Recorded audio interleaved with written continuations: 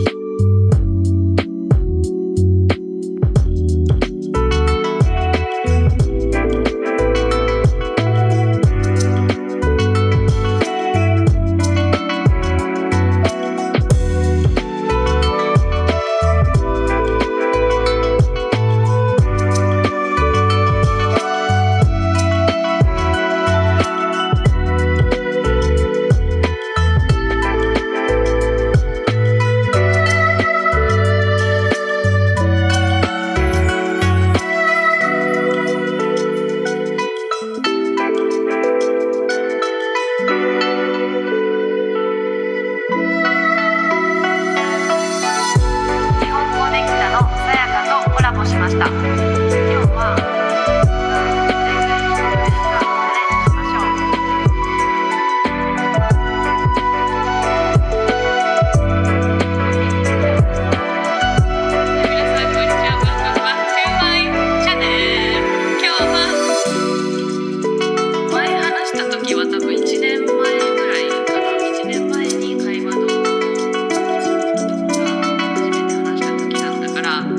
約1年ぐらい経ちました。受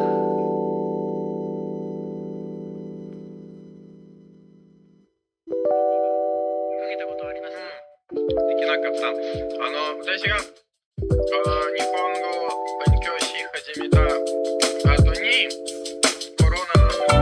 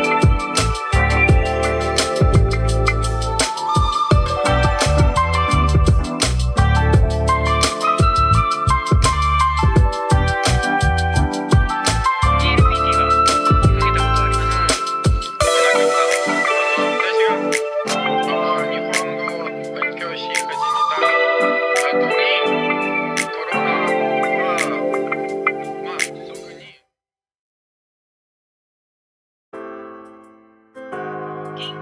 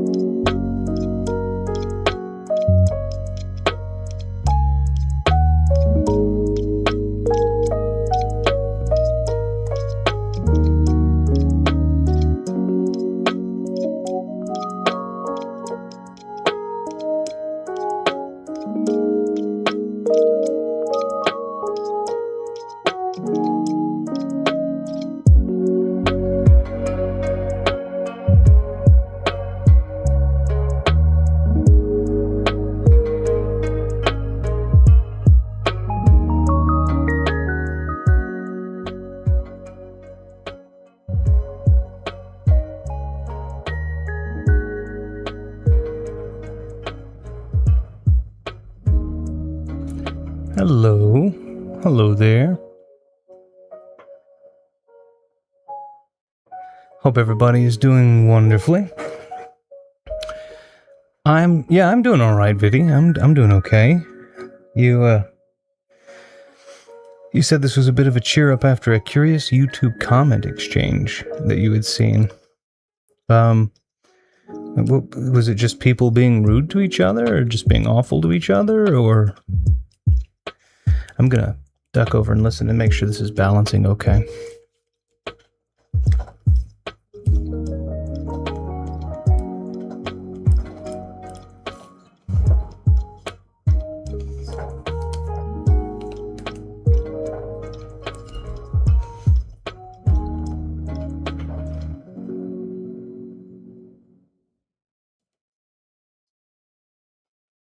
Okay, sounds pretty good. Sounds okay to me.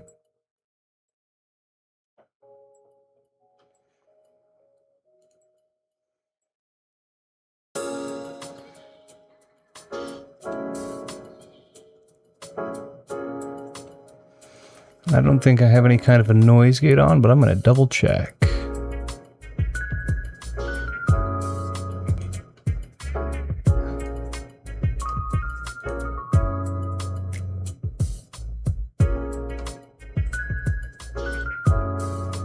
I'll take. I think they were being unpleasant. I can transcribe it. Yeah, it would be interesting to.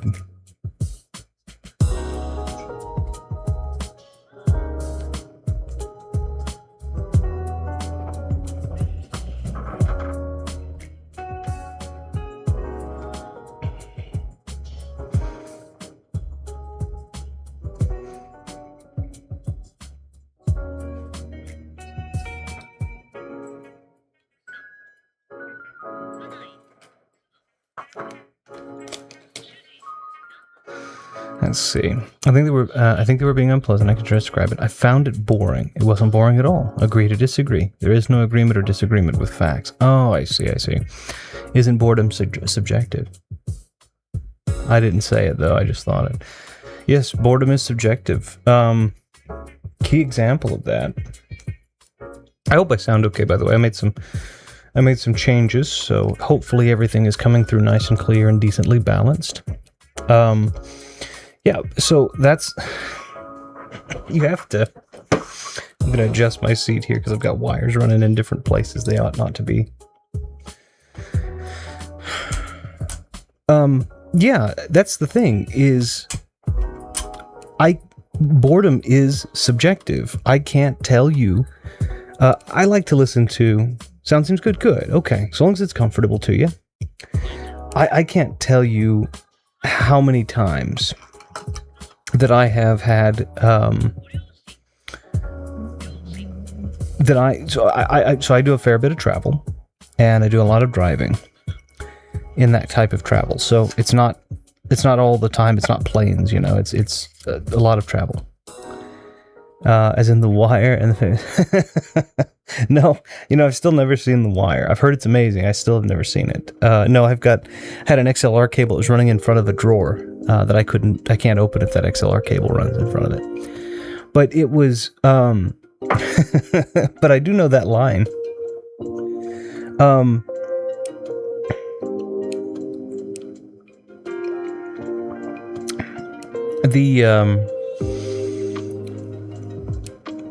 I do a lot of travel, and that travel is oftentimes filled with long and large swaths of silence.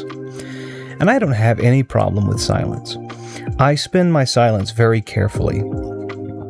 And so there are three major ways I'll spend my silence. Number one is I will listen to an audiobook or a lecture. I like to listen to debates. There's a debate against whether or not the Catholic Church is a force for good, with Stephen Fry and Christopher Hitchens being the kind of attackers, so to speak, but it's quite a good debate. Or if political correctness, quote unquote, is a force for good, which again, Stephen Fry, Jordan Peterson, on one side, Dr. Michael Eric Dyson, another doctor that I cannot remember her name. I believe she is at least an author, but I think she was a doctor also. I like to listen to those. I like to listen to lectures on different various advanced mathematics, calculus, and the like by Dr. Brian Greene. And I love to listen to books. I love audiobooks. Again, The Witcher just had one come out at the end of last month called The Crossroad of Ravens. And then I also very much enjoy my Star Wars books. I own a ton of Star Wars novels on Audible. And so I like to listen to those. And I have favorites. I have go-tos, and I have ones that I just barely have gotten and that are new, or newer.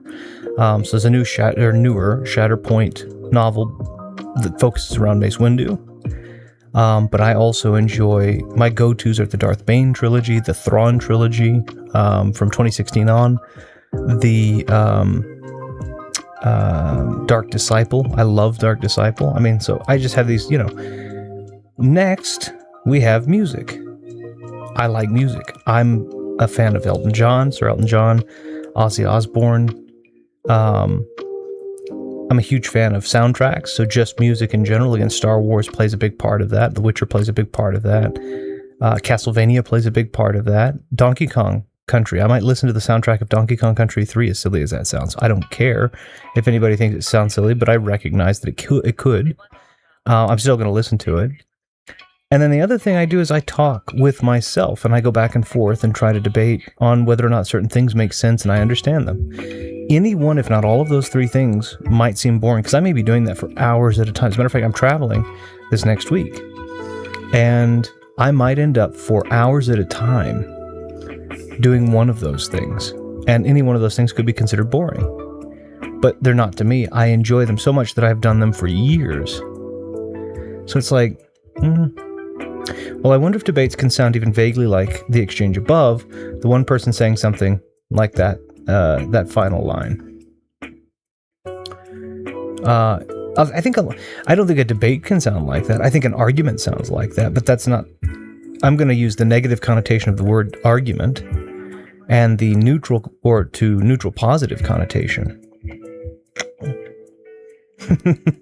You listening to I am. I do. I love the soundtracks of video games, and Castlevania is no exception. I have every Castlevania soundtrack that you can have, and they are amazing. So I do listen to a lot of those.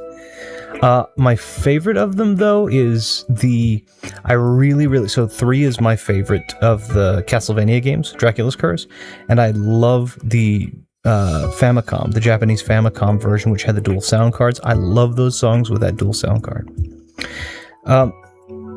Yeah, I think a lot of people. I think that, and again, I was talking with somebody about this literally on Thursday, I believe, which was that there are people that have translated. The internet has done this, I think, and I'm going to try and be a force on the internet that doesn't. But the internet has decided that you need to. How do I want to say this? The internet has decided that you need to. You win a debate by getting that little zinger of a final line.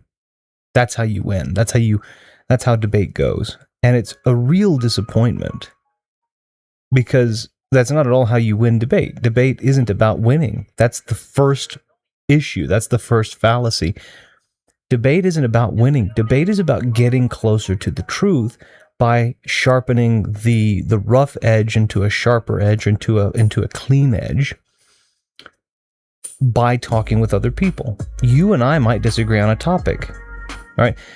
And you could argue, you say, well, everything is subjective. Everything could be subjective, certainly, but there are things that are more or less demonstrable, good Lord. And those things would hold additional precedent in an argument. Doesn't mean that the entirety of my point is correct. So let's say you and I were doing that. Oh, good. Welcome in, Ash. Okay, I mean, hey, whatever you need to do to fill your weekends, I guess.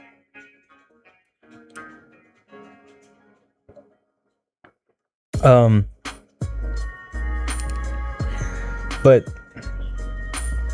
yeah, there are moments where the whole purpose seems to be to win, and debates where the whole purpose seems to be to win and get those gotcha moments. And the thing about it is, you'll come into an argument, and I'll come into an argument on equal footing, but on opposite sides of the arena.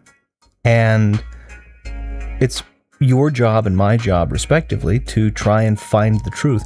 If what you say isn't correct, then it would be my responsibility. Let me move this over. It would be my responsibility to try and correct it. It would be my responsibility to try and say, well, wait a minute, we have proof that this exists in this way. And then it becomes less subjective. And now you have to defend it with a more subjective point, or you have to counter my point, or whatever. And then eventually, by the time we're done, neither of us are right.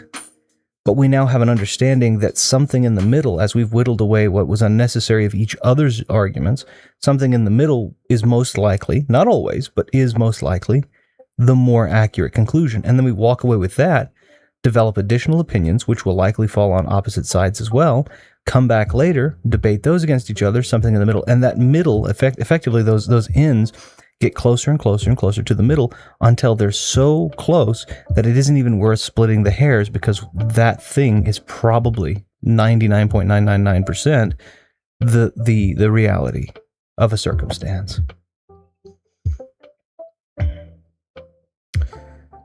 Wait a minute, I accidentally tapped into the stream title from my point of view, but is that fact or a point of view? Again, so it's kind of like the concept of something that is nothing, right?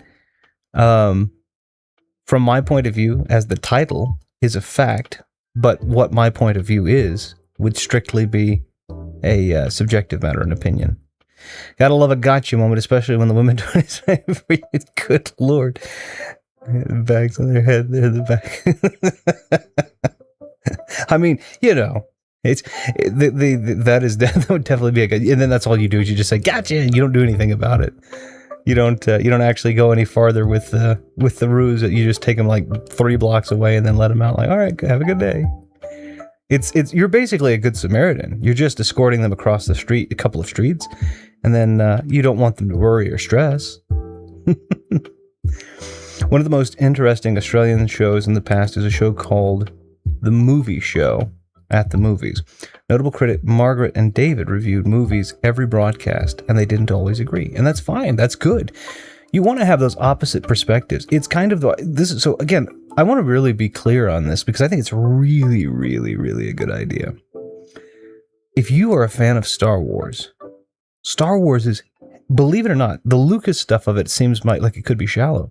But now the writings of it in a lot of these different form factors we've been delivered in are heavily inspired by philosophy, real life philosophy. Lucas inspired it on his Buddhism or his Buddhistic beliefs, but he made it a little bit more complicated, which is good. But I mean, it's now we've got all kinds of great stuff. We've got 2 literal books on philosophy written about it. There are video essays on philosophy of different people, and again, I've sent the one about Cray out, which I think is one of the best. So I've been thinking about making a deal with the devil lately. Thoughts? Read Faust. Read Faust, and then decide, if you still want to make a deal with the devil, I would say go for it. The robot devil, that's Futurama. Your hands are so cold, and yet hell is so hot. I used to watch Futurama back before the Comedy Central buyout. I used to watch Futurama all the time. Comedy Central tried to make it more trippy. So I wasn't kind of on that bandwagon as much. I like the funny, just the silly. But oh well. And I think Matt Groening is doing some more stuff with it, but I haven't seen any of that. But the robot devil, the devil's hands are idle playthings is, I think, one of my favorite episodes. It's a really good episode. As a matter of fact, I believe that was the last episode of the pre-Comedy Central buyout, and it's so good. Star Wars is cool. That's quality. That's for the Criterion collection. I'm sure that probably exists out there somewhere. I'm sure it has to. But I no idea. Star Wars must have been severed in Severance. If yeah, I'm sure it does. What is the old internet phrase? If something exists, then the pornographic counterpart of that thing probably also exists. I don't remember the exact thing, but I think that was a doctrine of the internet or something like that. I've not watched much of Futurama that was made after The Beast with a Million Backs, or whatever it was called, the one after Bender's Big Score. So see, I did watch. I'm saying I didn't watch much of it. I'm not going to tell you I didn't. I watched them, I think, once or twice, because I wanted to see if. So I felt like when they were owned by, I don't remember who they were owned by. Fox, was it? They were funny, and then Comedy Central purchased them, and they try to kind of do this, like they did the Da Vinci Code episode, and it was trying to be more trippy, and it was funny, but it wasn't as funny. It was more in favor of kind of that shock value, that kind of Mobius strip style story, and I wasn't as into that. And the movies are kind of the same thing. There are 4 of them. I've seen them. they didn't feel like they had the same soul as the old Fox ones. But I mean, you can only run a series for so long before it starts to get stale. Family Guy, The Simpsons, now Futurama, American Dad. I mean, all of those types of things, they started off great, and then they've kind of gotten to the point of where it's like formulaic a little bit. And you get it. These guys want to make money, and it gives jobs to people, and that's fine. And some people do enjoy it. To me, it just kind of gets a little stale. And if I have the option between stale and fresh bread, I'm gonna go for fresh. It doesn't have to get stale. It just, the longer it goes, the more difficult it is to be original, you know? The second Futurama movie also had interesting themes, etc. Yeah. Featuring Luke Skywalker and Obi-Wan Kenobi. I mean, I could come up with some of those. That's pretty good. I think I could come up with some of those too. My other personalities always tell me I'm funny. You are. You come out of left field with some of this stuff, and it all works really well. Although I'm a little worried that the main protagonist there's name is very on the nose. I'm pretty darn sure I know what that guy does. Let's just say I'm fairly certain I know what saber form he uses. Goodness me, it reminds me of a project I had to do for maths in school, where I surveyed my classmates about their favorite movies. One choice was there was a porn version of Romeo and Juliet. Wait a minute. Surveyed my classmate. One of the classmates was the porn version of Romeo and Juliet, and that would be hard to find. I guess I'm not surprised. The original Romeo and Juliet story is a little bit more. I mean, it's pretty risque for its time. I guess I'm not surprised for somebody going all the way. But speaking of personalities, I'm considering discovering Split for my first time tonight. Thoughts? Oh yeah, Split is fantastic.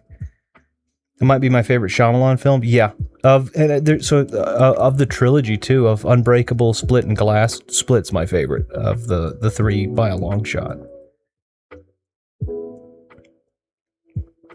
Yeah, I highly recommend that.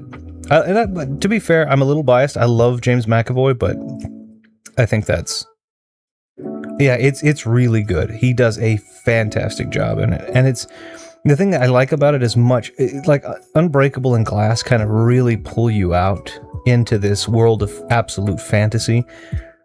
Split does have moments of that kind of disassociation, but it also has this great kind of it kind of, how do I want to describe it? It's a little bit more exaggerated.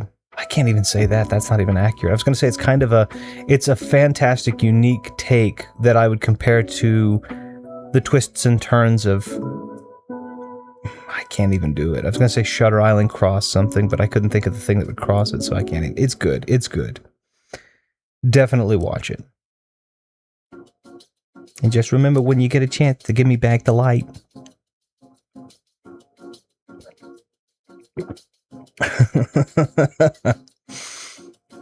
It does sound good. Well, of course you like James. He's that guy in X-Men. He was in X-Men, but I was gonna say, what was I think a lot of people's first major exposure to him, and maybe I'm wrong on that, was the Lion, the Witch, and the Wardrobe. He's the fawn. What was the fawn's name? Tumnus. And then he's in X-Men, and he does a great job there. He's also Victor Frankenstein, which was honestly not...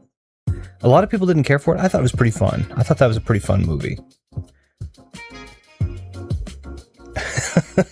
This 2025. Can't we do this? We need X-Men as well as X-Men.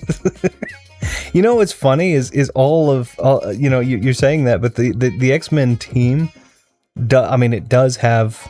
it did end up having a lot of women, more women in some instances than men on some of the teams. And then, of course, Xavier has always pretty well, not always, but has for the most part, I'd say 95% of it, been confined to a wheelchair. So they didn't shy away from that.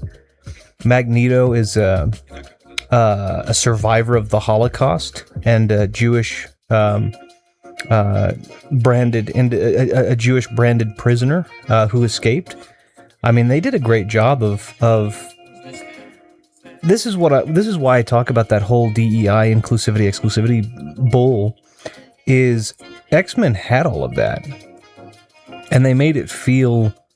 Again, there's a lot of time that's gone into it. It started in 63 or 64, I can't remember. But they had a lot of that, and it did evolve, and there were definitely weird arcs and such. I'm not going to say that there aren't, but they did it in a way that, for a while, there was a stint where it started to feel forced, but they did it, for the most part, in ways that just kind of felt organic.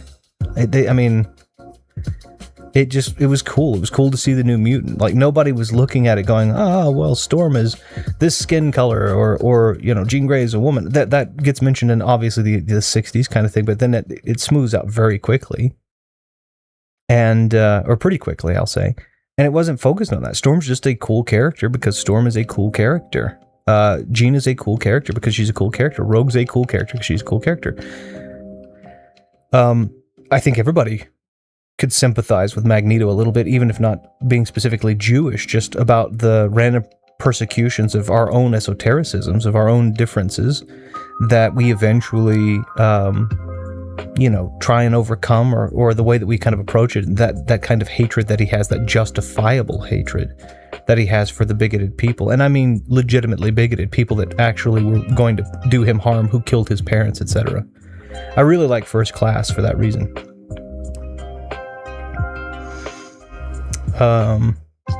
Well, why is it human and not Hugh people? Goodness me, the Earth species is terrible with words.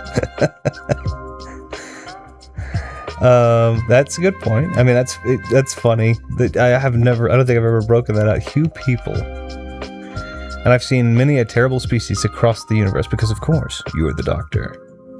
One of my favorite lines in Sherlock Holmes, by the way, is when Jude Law as Watson, and I'm talking about that one, of course, those two actually, knocks out one of the guys and says, "Relax, I'm a doctor." Oh, I love that. It's the perfect corny line, delivered perfectly, but not corny, but it is a corny line. Oh, it's so good.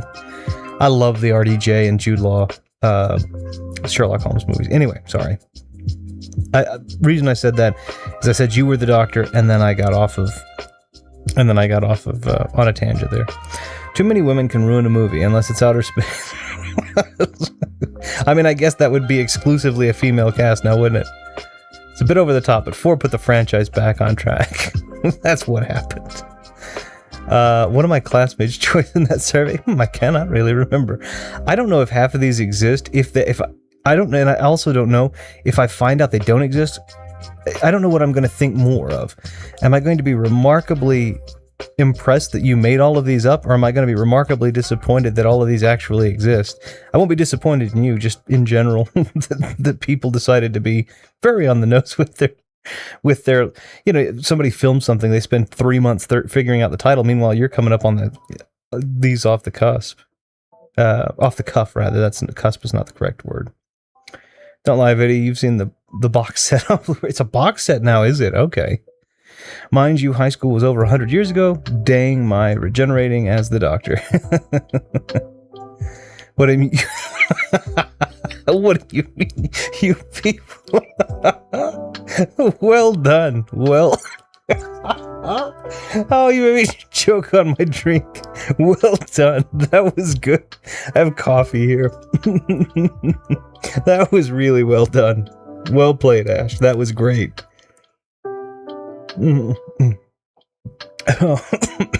Oh my goodness. That was good. That was clever. All right. Wait, from the Adam Sandler movie Anger Management, which I've not seen in its entirety. It's a good movie. It's a really good movie. It's fun. It's funny. It's got actors that you'll like. Jack Nicholson makes that movie by a long shot, but Adam Sandler does a great job in it too. So I don't mean you people. I mean you people. When I think of that as that, I'm also thinking about the Robert Downey Jr. in Tropic Thunder thing. Again, another thing I think is hilarious. So a lot of people get... This is where I get really... Jack Nicholson is a favorite of yours. Rightfully so. Jack Nicholson was one of the best Jokers. Possibly I think he's my favorite Joker. The Shining is an all-time classic. As a matter of fact, if you're going to pick a classic horror movie, and that is a classic now, that one. The one that flew over the cuckoo's nest was great. He plays, is it Blood Diamond? Is that what I'm trying to think? No, it's not what I'm thinking of. It's, oh shoot, what, Unforgiven? No, what is it? There's one I'm trying to think of him in specific. I can't think of it, but anyway. Anyway, yeah, you've got a, yeah, he's a great actor. And then Anger Management was a great one, so.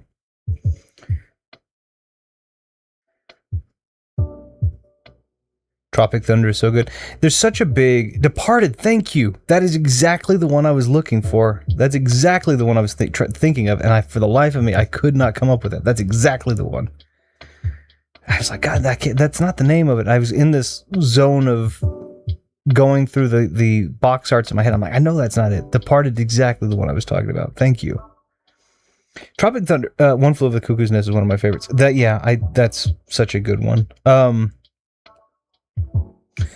The Tropic Thunder, so this is the reason we can't have fun anymore. Is everybody got up in a tizzy about Robert Downey Jr. playing a character who was so method that he ends up playing a Black American soldier. That's the character he's supposed to be playing. And there's a point in the movie, spoiler if you've not seen this 20-year-old movie, where he is kind of encouraged not to be method anymore, and he goes through like 50 different, he kind of transforms and he becomes, an Irish priest and so it's like all of these different things as he's kind of coming out of the role and realizing that the method isn't, good, but it's all played in a really, I think it's played in a really good way. I think it's fun.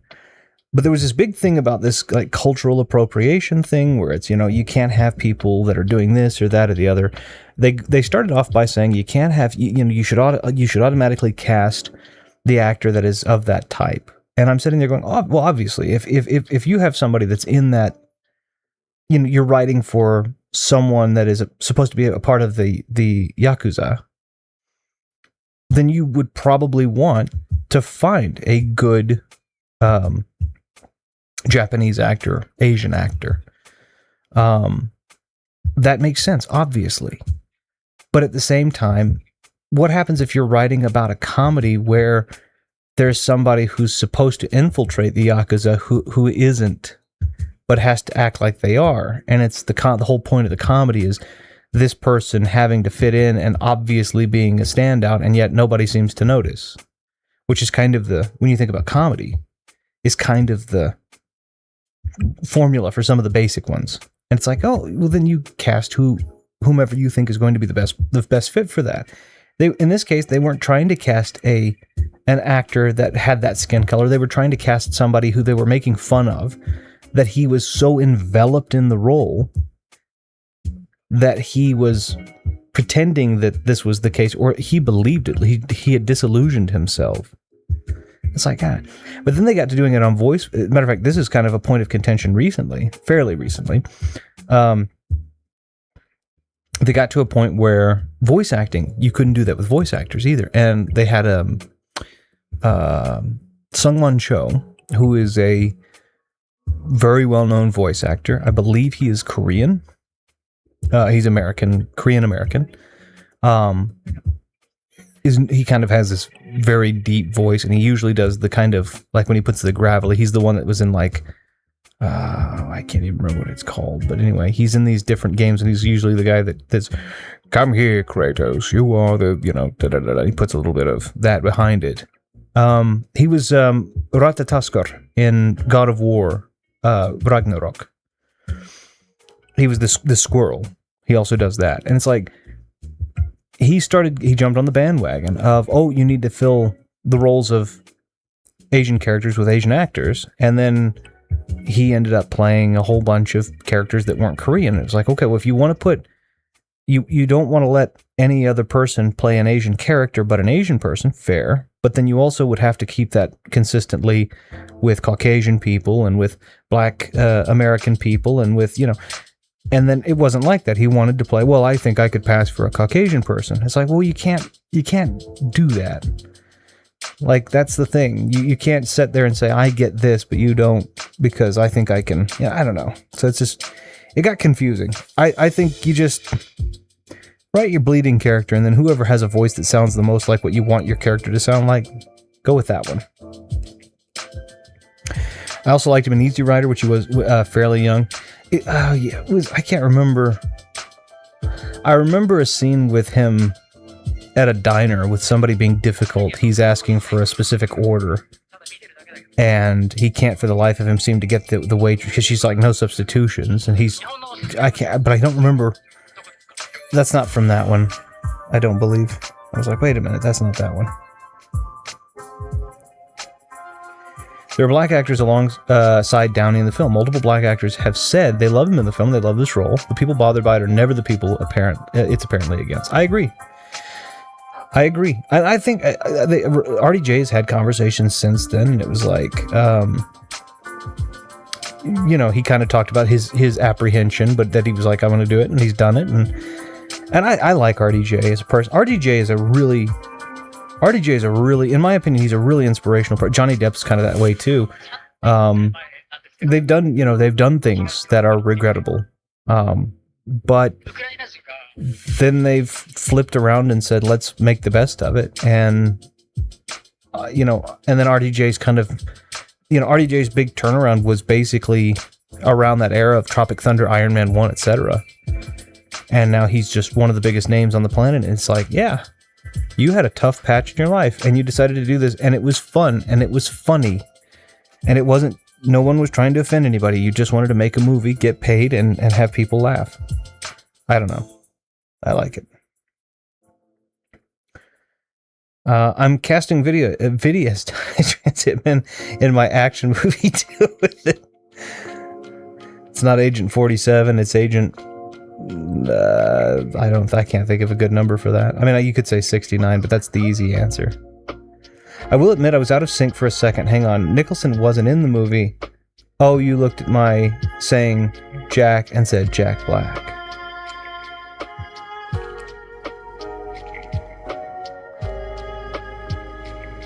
Wait a minute.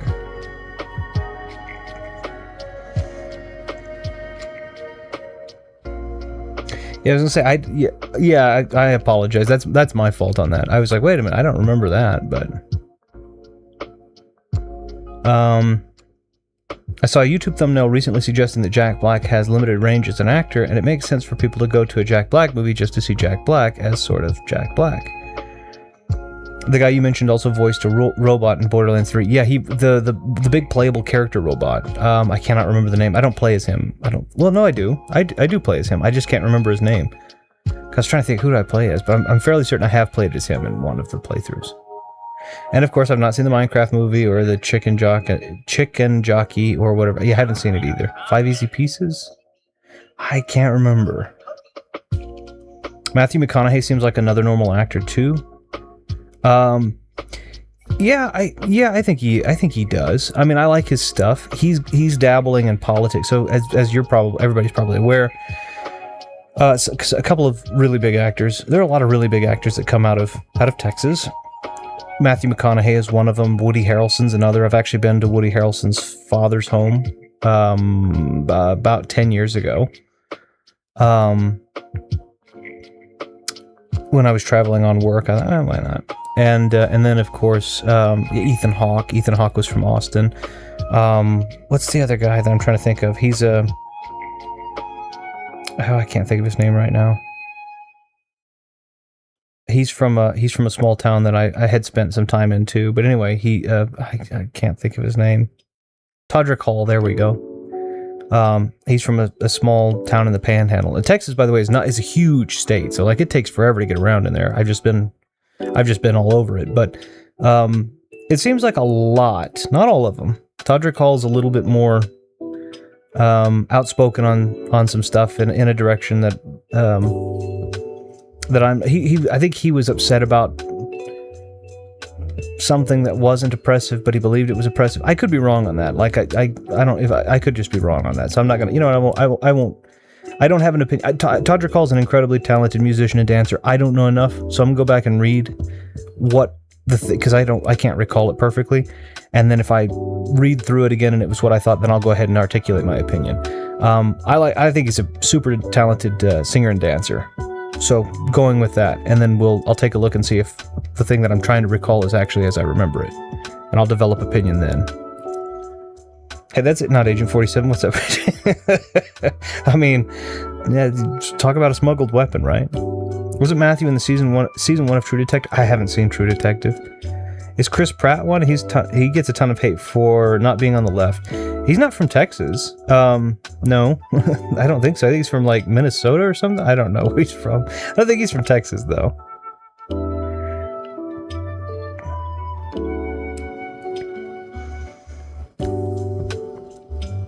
Yep, he was.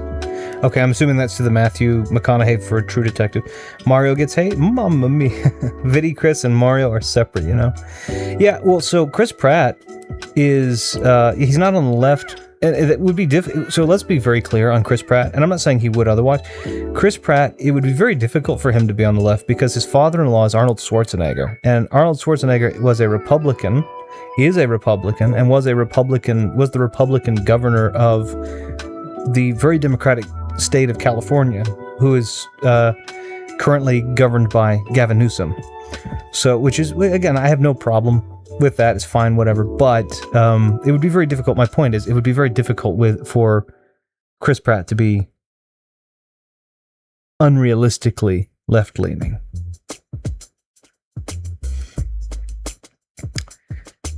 Or Garfield. Chris Pratt, as of today, I declare that Mondays don't exist and that every meal should consist of lasagna. I haven't had lasagna in forever, to be honest. They say everything is bigger in Texas, especially mine. That was wasn't that Jimmy Carr had something like that? Jimmy Carr had this, my brother-in-law went to go see Jimmy Carr, and I'm very jealous. He got to go see Jimmy Carr when he was down here a couple of weeks ago, 3-4 weeks ago. And I wish I would have gone, but that was one of the things. Somebody had asked him why his arms were so long, and he had said, so they can reach the end of my... It's like, okay, well, Jimmy Carr has got such quick wit. He's genius. I love Arnie. I do too. I think Arnie's great.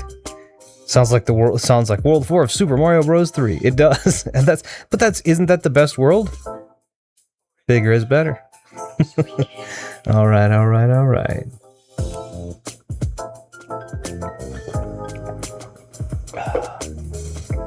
All right.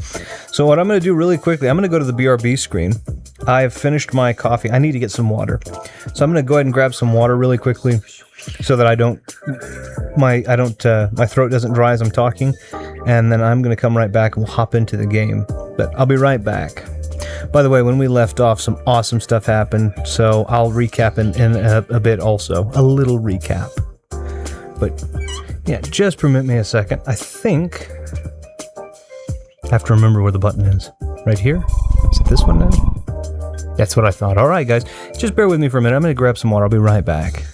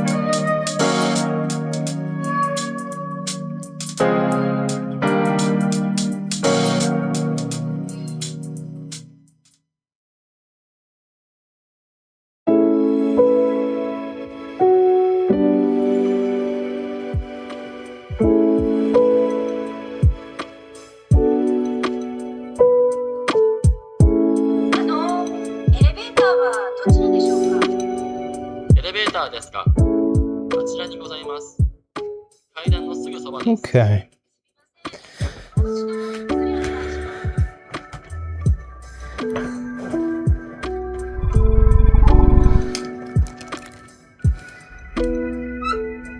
Got myself a water. I'm also a liar anyway. How's life? Just casually. But how do I know you're lying if you lied about being a liar? Wait, now this is confusing. That's the it's a two doors riddle, right? They tell you one of us always tells the truth, the other always lies. Which door you to go through, and then you ask them a question. And I think the question is you ask them what the other one would say. But then again, I'm telling the truth about the truth that I'm telling the truth. Wait, what? Also, liar, liar. Good film. It is. Jim Carrey stuff is really good. Jim Carrey kind of had this kind of transcendental era of his life, which I don't have any problem with. You got water, don't forget the other 7 glasses. I usually go through, about a gallon of green tea a day, which is, I usually go through about a gallon of green tea a day, and then in terms of water, in addition to that, it depends. So the cup that I use, the cup that I'm using, you can't see it, it's a super tall, shiny tumbler filled to the brim that I have. It's very good. No, it's very good water. I'm going to change something real quick on my cabling just because I don't want to accidentally ruin it.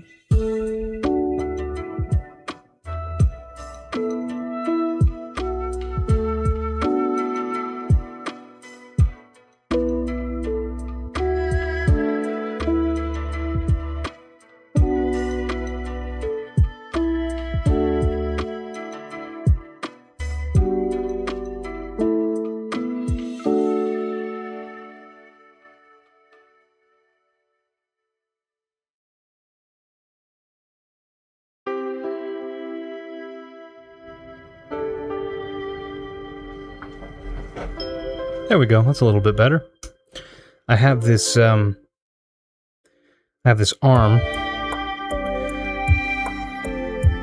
that holds my microphone, and the cable was running under it to go over. Wait, humans are supposed to have 8 glasses of green tea instead of water? We've been lied to. So green tea, if you're not messing with green tea is just water with leaf steeped into it. But the composition is literally 98% water. And then you end up with tea, like you end up with the tea taste from steeping it in the leaves. But green tea is supposed to be filled to the brim with things like ginkgo biloba, which are particular, and ginseng, I think, which are particularly good for your mind, for your brain specifically, and for your memory. So I'm getting my water, but I'm also treating my brain, if that makes any sense. Genuine question, yeah. How many lines of Coke is normal in a day? None for me. Never done any, I've never done drugs. Trying to think, make sure. Yeah, I've never done. I mean, obviously pharmaceutical if prescribed, but as far as any, I've never done anything else. So I couldn't tell you on that. I'd say 0 probably, somewhere between 0 and -1.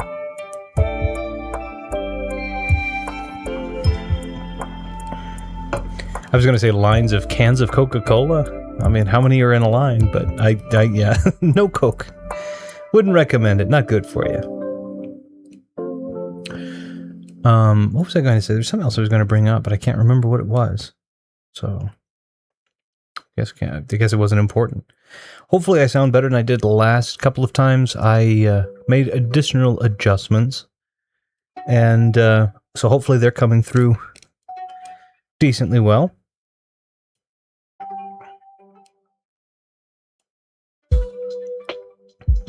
I haven't done drugs either. I am drugged up. I can't even spell. That was something I was going to say. No, it wasn't about lying. It was about... I can't remember what it was about, to be honest with you. It wasn't about lying. I know that. It was something about... No, not about the nature of lying either. I want to say it had something to do with a... It was another one of those kind of philosophical tie-in questions, but... we all lie. I love you guys. See?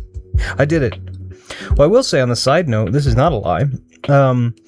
If you happen to own an Xbox, I do heavily recommend taking a look at the sales that they have. I'm not sponsored by anybody, by the way. Nobody is surprised by that. But what I was going to say is...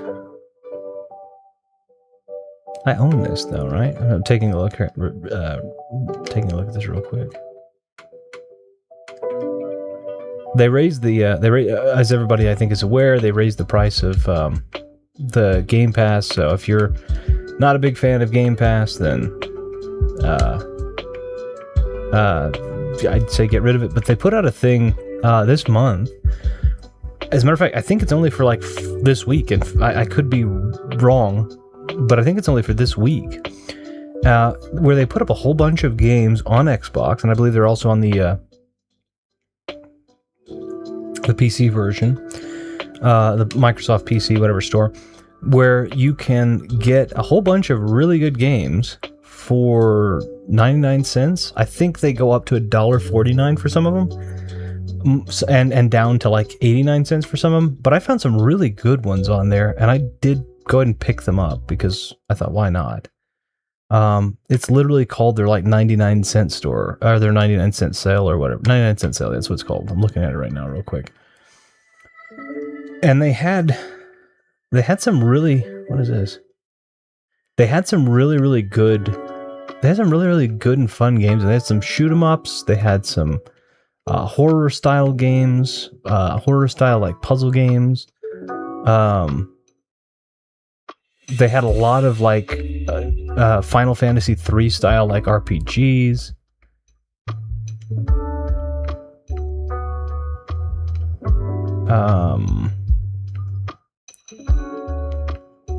Trying to look at some of the, make sure I didn't miss out on any of them that I think are worth having. But anyway, yeah, they did this it was really cool. But they did this thing where it's like there are like 40 something games on there, and they're like they're 99 cents. But anyway, I highly recommend it. If you get a chance, go take a look at those. I picked up quite a few of the little games. They were real cute pixels. A lot of them were indies, indie titles. Really cool. Hi, I'm Dr. House, and everybody lies. The nature of nudists? No, the nature of nudists is laid bare for all to see. I wish I could read some days.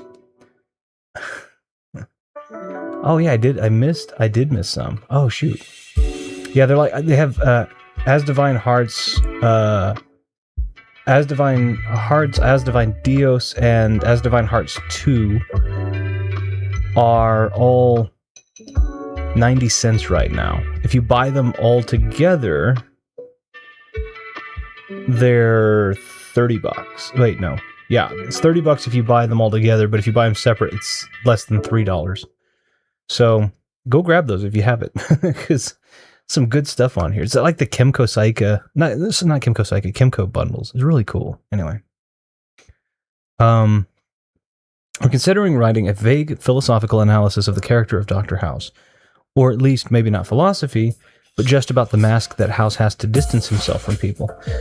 There's always a saying that the more brilliant individuals have to mask themselves, because if people were to have the glimpse into the brilliance that they are, they would also have a look into the void that is their depression, or the void that is their burden. Because it's long been said that the wiser you are, the more intelligent you are, the more driven into madness you may likely be, or sadness if not madness. You're saying he's wearing a Hugh Laurie mask? No, that's not that. No, not that kind of mask. I keep buying games on sale and have an addiction because I'm buying them thinking it's fine, I'll get to them later, and that's a problem I've had for about 80 games.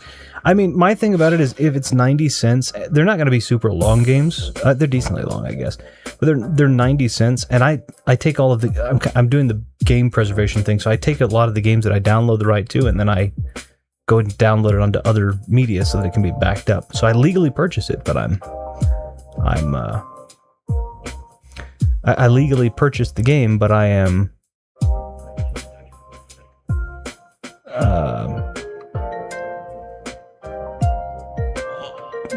doing what I can to preserve it also. Horror style games. Now you've piqued my interest. Yeah, there's some really good ones on there. I found a couple of them that were interesting. The remothered games, they're not on the 99-cent. They're $2.99. But the remothered games are on there even.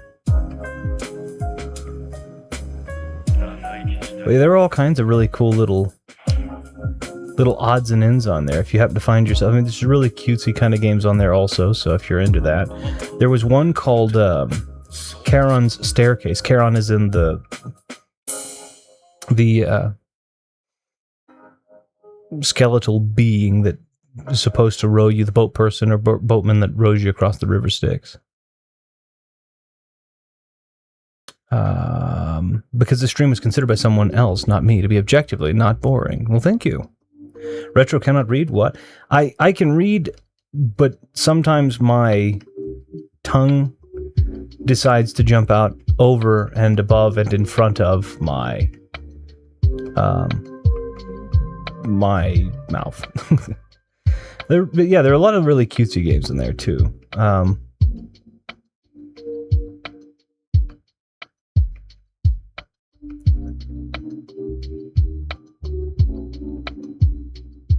Yeah, very nice.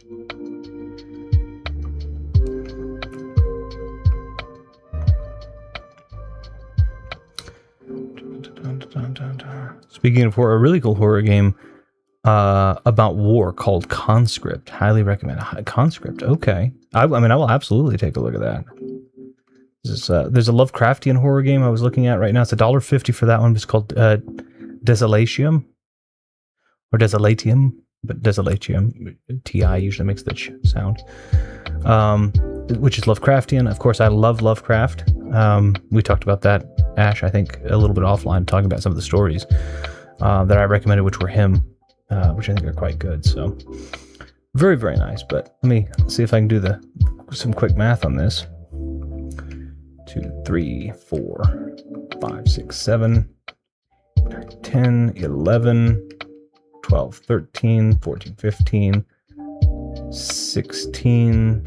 So I got 16 of them plus the 2 remothered. So I had spent what, $20, I guess? I think roughly, I think I spent roughly $20, and I got 19 games, 18 games, 19 games, something like that. So I'm not, I'm not unhappy with that. And there are games that I'll play in my spare time, so not bad. It's on PS Plus at the minute, Viddy.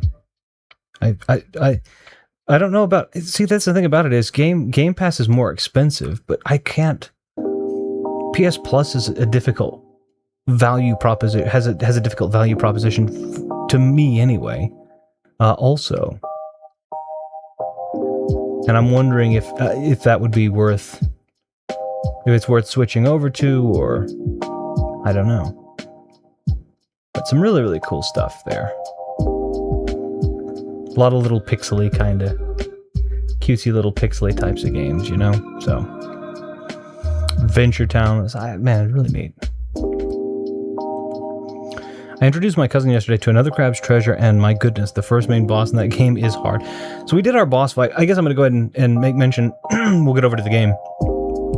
We did our big boss fight, or one of our big boss fights.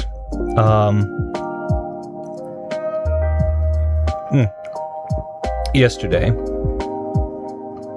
Not yesterday, sorry, last week. Which was the Darth Vader fight.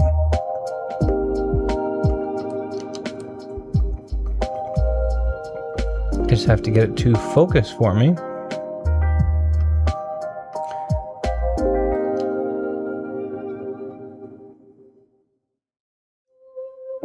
Hold on.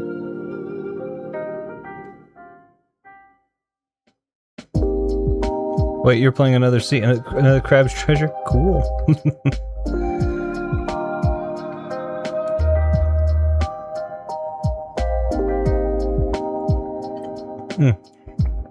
Darth Vader? I don't think he was in Another Crab's Treasure. No, he wasn't.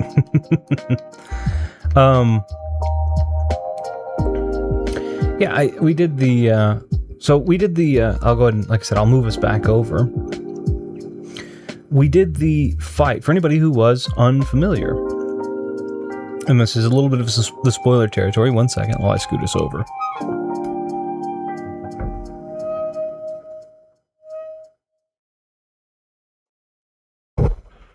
Sorry, I bumped into it. I gotta remember, is it this one? Yeah, there we go.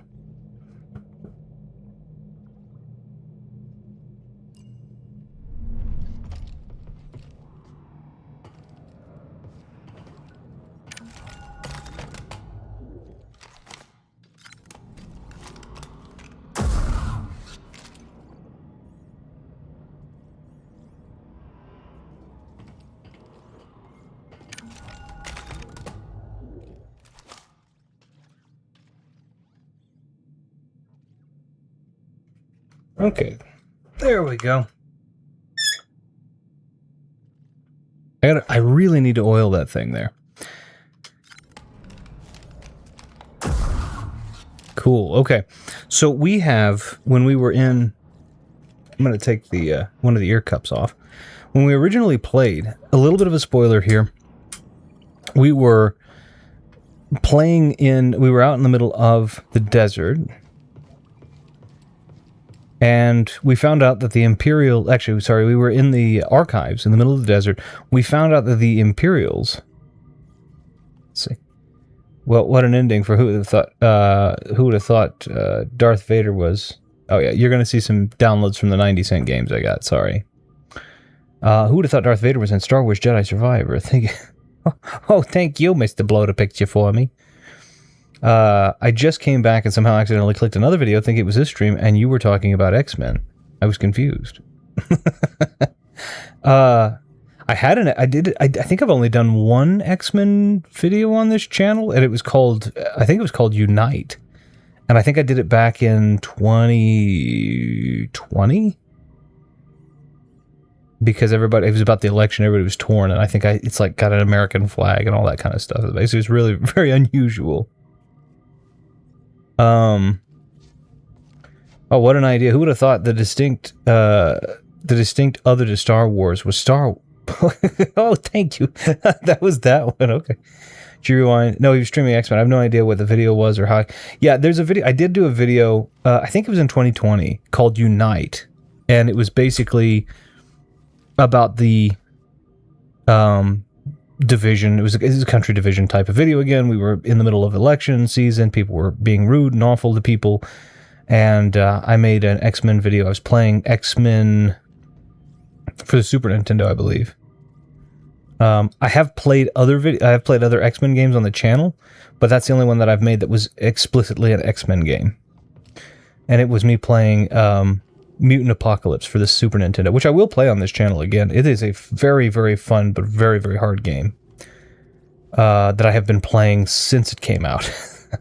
But anyway, so getting everybody up to speed. When we last were here, a little bit of spoiler. If you want to avoid it, mute the stream for about a minute, but or for about 30 seconds. When we last left off, we were in the archives with Sir Junda and Eno Cordova. We had given him, we and Bode, our friend Bode, from the very beginning, had given them this special map. Eno Cordova had repaired it. The Imperials found us, and we found out that it was probably because Bode did it, as we chased him outside of the archives after he killed Jedi Master Eno Cordova. And as we were lured away and defeated by Bode, because that's how that has to go, Seer fought off against Darth Vader, and in the most epic fashion possible, lost. That's where we are now. We are going to try and go and get what we need to get back so that we can find our way to Tanalorr. And we took the bodies. The bodies were out here. I guess we took the bodies back in. I think we told Grease that. We also changed our lightsaber color because it was green. We've had our first brushings with the dark side. So now we get purple. Let's head out. And we are going to go to Nova Garen, which is this little guy here. It looks a little bit like Polis Massa. Marvel Cosmic Invasion looks amazing. I haven't seen it. Oh, that game notification appeared at the bottom of the screen. Let's play that. Yeah, I had those are the like 90-cent games I got. They're really, really. I don't know if you can hear me. It's a pretty good little. But I'm sure gonna miss you. She's one with the Force, but we don't know if she's powerful enough to be a Force Ghost yet. Matter of fact, the Force Ghost thing is something that was. Fun fact about it: it was originally said Sith couldn't be Force apparitions.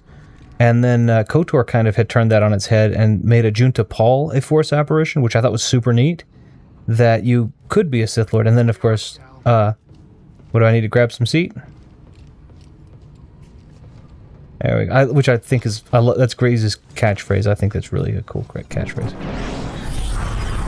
Retro remembered one of my favorite colors was purple. I wouldn't have stayed on this stream otherwise. How could I forget? Speaking of Star Wars, I have Death Troopers in my Amazon basket ready for when I buy a bunch of books. It's good. Death Troopers, of the two horror Star Wars novels that they've done, Death Troopers and Red Harvest, I think that Death Troopers is the better of the two by a long shot. Red Harvest is cool, though. Let's talk to Grease. I can't stop thinking about Seer. Me too. Won't be able to look at Pyloons the same way again. She fronted me the money. Never got to visit. Now, she never will. I'm sorry, Grease. Yeah, me too. I would have liked to have shown her around just once, you know? All right. Marin? You all right? It happened again. Our friends, our family have died. I know. I'm sorry. It's not your fault. What is that? What link have you... Deaths be in vain. What is that YouTube link to? I will protect the Mantis. Be careful. Is it going to be unwise? Hold on, I'm going to do something.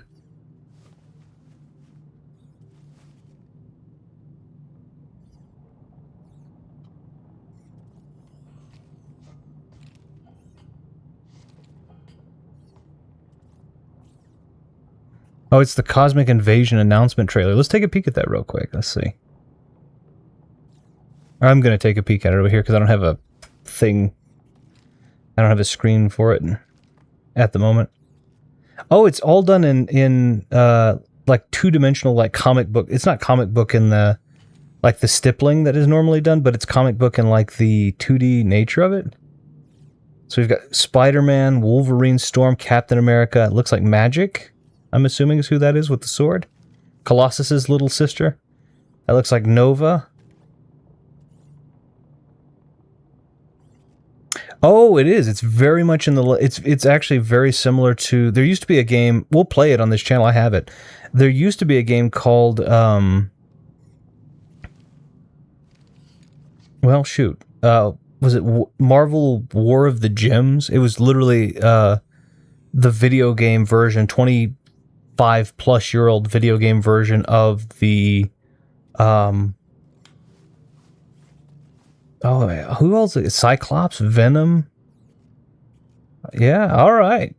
Yeah, I'll pick that up. That's going to be... I want a physical copy. I'll pick it up on Switch, too. But, man, that's nice. Out of that. I would never link... Oh, I was just curious as to what it was. I was like, well, but I had to... I mute it because I don't know how the audio is... Whether the audio is balanced or how the audio is balanced, so I have to be careful. I think that's from the latest TMNT beat 'em. Okay, the latest TMNTs... The TMNT games have been really solid recently, too. As a matter of fact, I love the TMNT... Just the Cowabunga collection is a really nice collection. That you lied. Everybody says. Nah, I kid. We all know I don't go that far with links. Reminds me of TMNT Shredder's Revenge, even Power Rangers. Yeah, the Power Rangers game is cool too. I saw that too. I did a co-op on Video Plays. Yeah, it was that those games were really... They did a great job on those games, honestly. It reminds me... They feel very arcadey. I mean, they're supposed to. They feel very arcadey in the same way... Uh-oh, I remember this. They feel very arcadey in the way that They feel very arcadey in the way that old X-Men used to, because they used to have an X-Men machine where you could have, I believe it was like 4 or up to 6 players on it, and it was just like, it feels very much like that. But the home version of that was either the X-Men Mutant Apocalypse or Marvel War of the Gems. It was basically the equivalent of the movie, the Infinity Saga we had. That's really, really cool. I'll definitely pick that up. And I love the Power Rangers one too. I actually really like Power Rangers. I don't know everything about them, but I do really like them. Okay, so I remember this part. Buddy. Things are going to be cool. I think there are a couple of tough parts here. And the lag that you're seeing is actually console lag. If you're seeing a little stutter there, that actually is on the console, which is weird because this is a Series X. It shouldn't be stuttering, but oh well. I've had the same thing happen on the PlayStation. It's one of those things where it's like, why? You spend that much on a console, you don't expect it to be stuttering all the time. What'd you find? Hold on, what'd you find? What does that say? Just says exhaust port. What? Nice job, BD. Base structure. It just says exhaust port, so I'm assuming that's... Okay.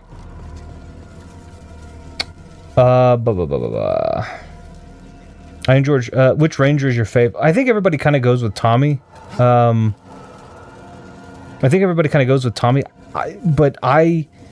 have a soft spot. I have a soft spot for the Blue Ranger, for Billy, for David Yost's Billy. I like him. He's the kind of nerdy, otherwise, you know, when he's out of Ranger form, he's the kind of, you know, the brain and this kind of outcast, and he was really that way too. I believe he's in a same-sex relationship, and he was of that persuasion when he was younger, and it was very taboo, and I think people gave him a really hard time for it, which is a shame. But then he was also in the movie, or in the show, he was very outcast for it. Everybody loves the White Ranger because he's got the cool shoulder armor and the sword or the knife that makes the weird, that he plays like a flute but sounds like a trumpet. And he was cool. But I don't know. I've always kind of felt a special kind of partialness to Billy. But my favorite character before they get married was Zed. And then, of course, I love Ivan Ooze. I mean, I think Ivan Ooze is just a fun character. I always think the bad guys are more interesting. And you can't not love Goldar. Which way? You can't not love him. BD. So, but yeah, I like the Ivan Ooze movie, and Zed was my favorite before he got married to Repulsa. I mean, he easily was the major threat, and then he gets married, or he gets involved with Repulsa, and then all of a sudden, Ivan Ooze has trapped him inside of a snow globe, and they're virtually nothing all of a sudden for no good apparent reason, which I thought was very weird. So, I want to go down some of the dead ends for just a second, because I want to see. Yeah.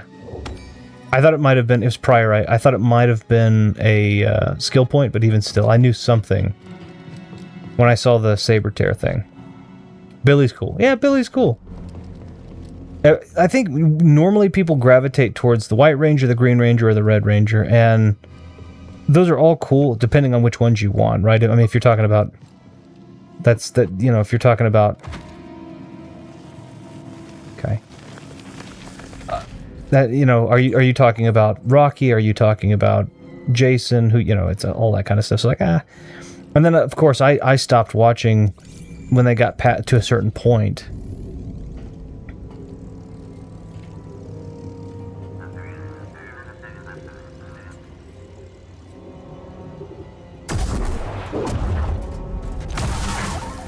Yeah, something tells me this isn't just any Imperial base.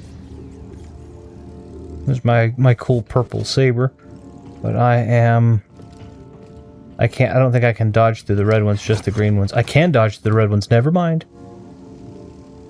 Game notice, I'll be like, hey, stop playing this friggin' Star Wars game and play us. Yeah, I know, they put them all, but it's alright. I think that's the last one. I kind of wish a little bit, and it's, again, this game is fantastic. If I had to have my pick, I kind of do wish this game would do, and I think a lot of Star Wars games would benefit, is going back to the way that things were done in The Force Unleashed.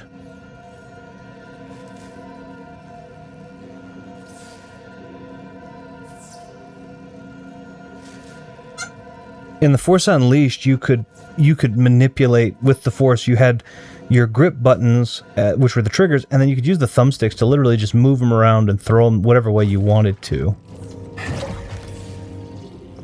And I really like the ability, I mean, because in this it's just kind of polar, you know, hit the RB button to push and LB button to pull or whatever.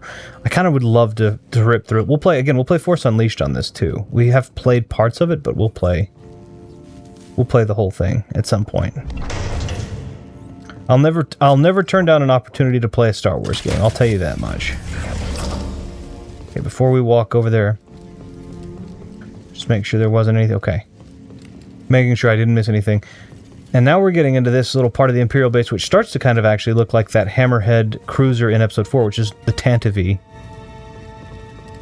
That is actually how you say it, by the way. I know that's weird. It looks like Tantive 4, but it's the Tantive. Security, this hangar is restricted. All traffic will reroute to tertiary landing pads for enhanced inspection until further notice. Have you ever noticed that the minute that you see, look, that's where I walked in. Hey, oh.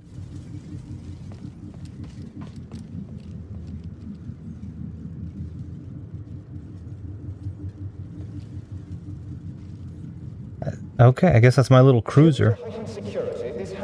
Have you ever noticed that in Star Wars, and especially at any time you're playing a Star Wars game, you always seem to arrive...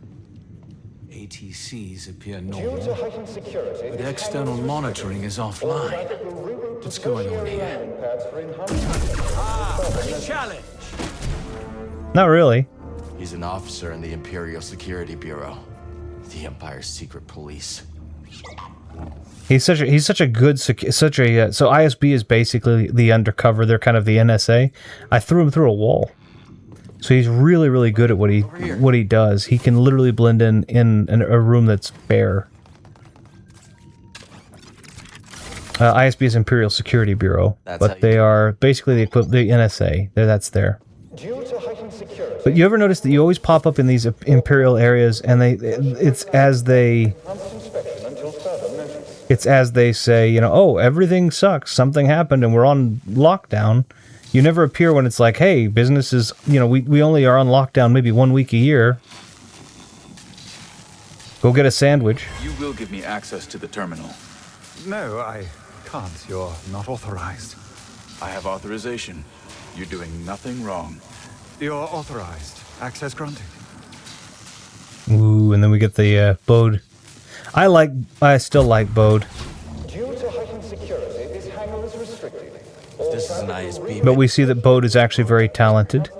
And as we were told very kindly last stream, I asked about how he had gotten the red lightsaber. He took the red lightsaber from, which I had never noticed in the times that I've played this game through. He took the red lightsaber from Dagan Gera. I know it's Dagan. I don't think that sounds cool. I'm going to call him Dagan. It's the same thing. Which I never noticed that. I thought that was super cool.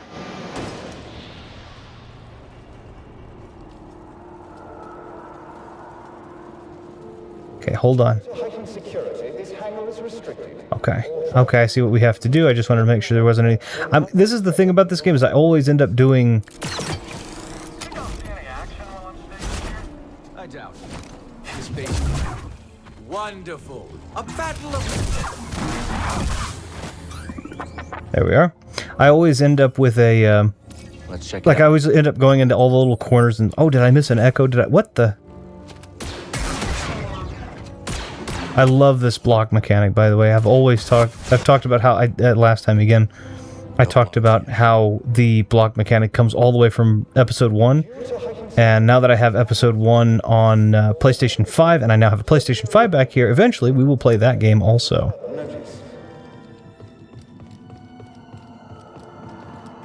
It is a very cool game. Alright, so now I need to...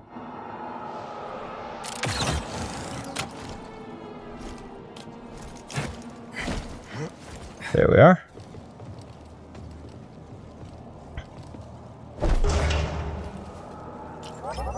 I'm fairly certain we're just going to do the same thing we did a second ago, but move the thing back. Yep, that's what we're doing.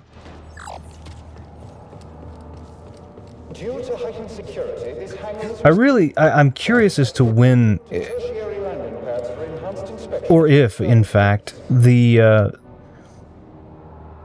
get to a point where things look like this. I really, really like the idea of this. I think I want to see, you know, like where the floors are this, you know, paneled, polished metal. Everything's kind of nice and clean and solid and, you know, I don't know.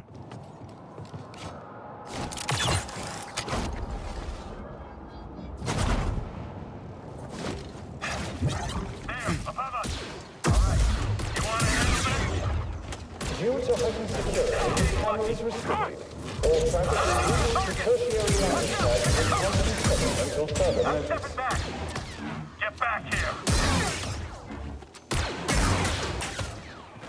This was not the plan. Okay. I'm still up on the barrel, so that's going to make it very difficult. I thought I killed you.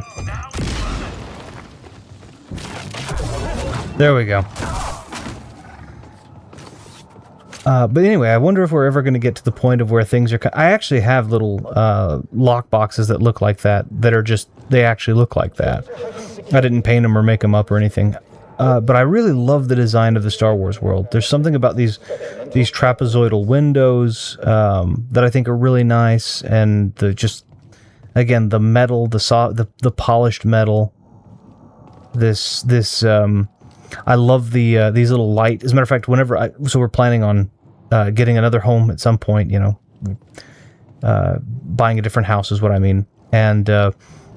I looked and found a place that makes these, and so when I set the retro room up there, I'm actually planning on making these panels for the backdrop.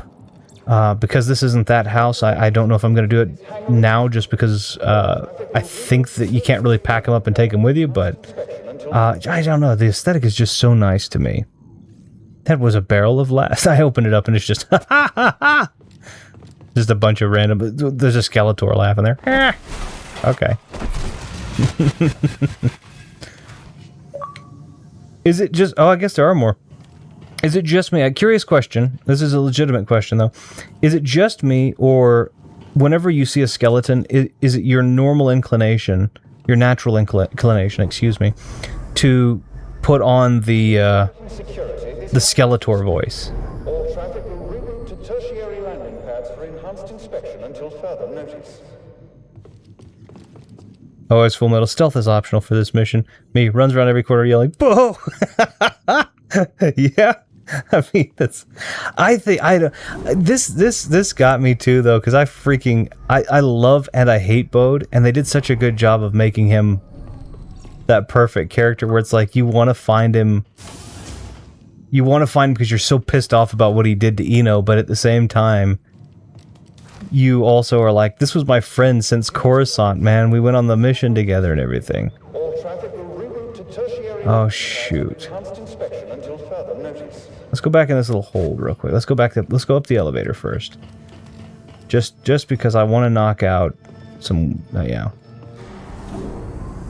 Not for me. I probably should. Oh, no, it's not a matter of if you can. It's just, for me, when voicing over a skeleton, that's the first... It's such a... Yeah, okay, that's what I was thinking. It's such a, it's such an iconic voice that anytime I voice over a skeleton, I almost always go to the Skeletor voice. That...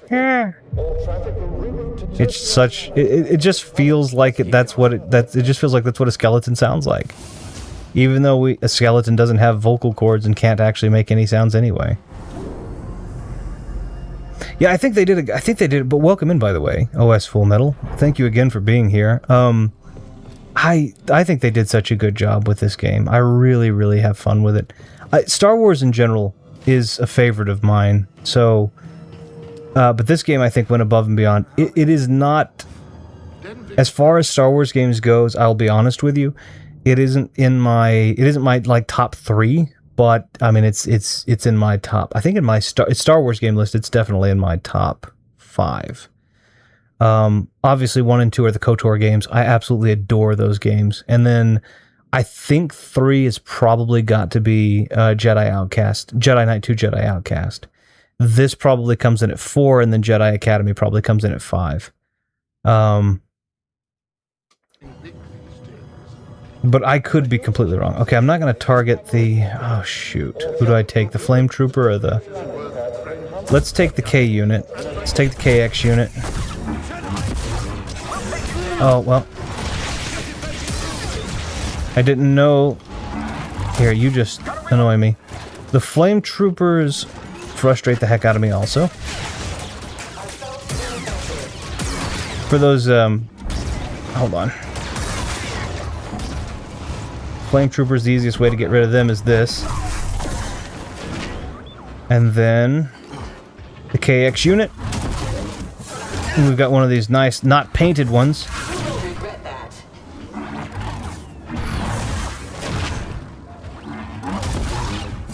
KX units are not all like K2SO. As a matter of fact, they're mostly frustrating.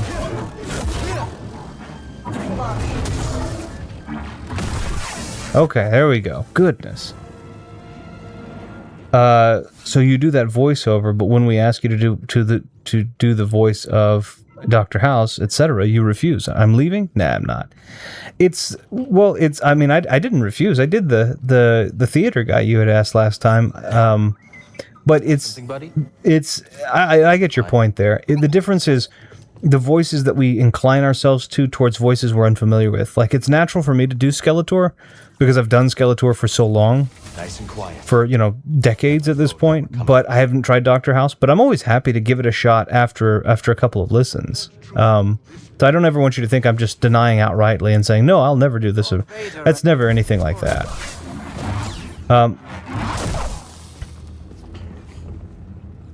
I don't want you to think that I'm just being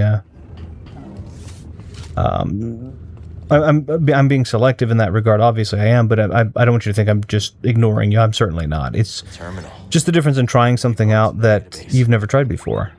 So I hope that's okay. All right.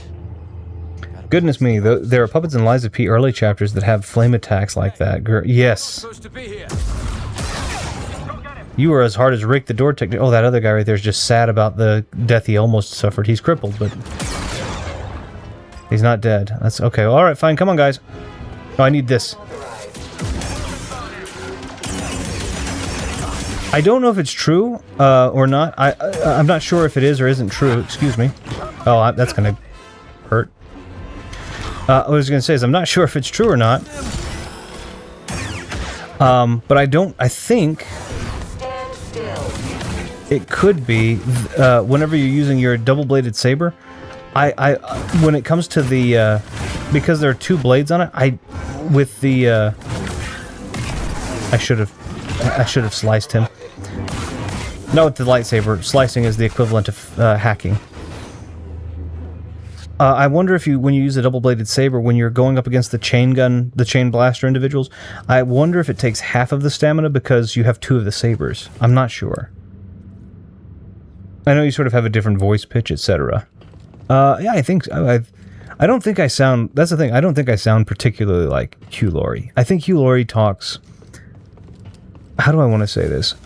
Uh-oh. Uh-oh. Oh, it's one of those. I hate those things.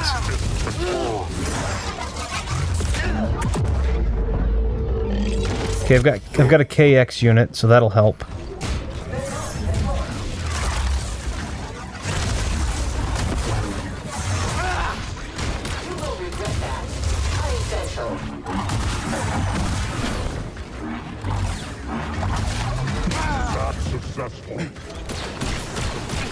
Oh, the other KX unit came after me too. I thought I had hacked them both. Don't need you. Thank you, Imperial Security Droid. Thank you, Dark Trooper Droid. Oh, well, no thank you for that, but... Where's my other KX unit? Did you already kill him? Hold on. I gotta run in here really quickly and see if I... Oh, yeah, they already killed my other KX unit. Gosh, dang it. Okay, I was trying to get in between the other KX unit. I did well enough, but not well enough, you know? I need help, bud. I think I have a... To the conversation we were just having, I think I have a more diaphragm throat kind of voice.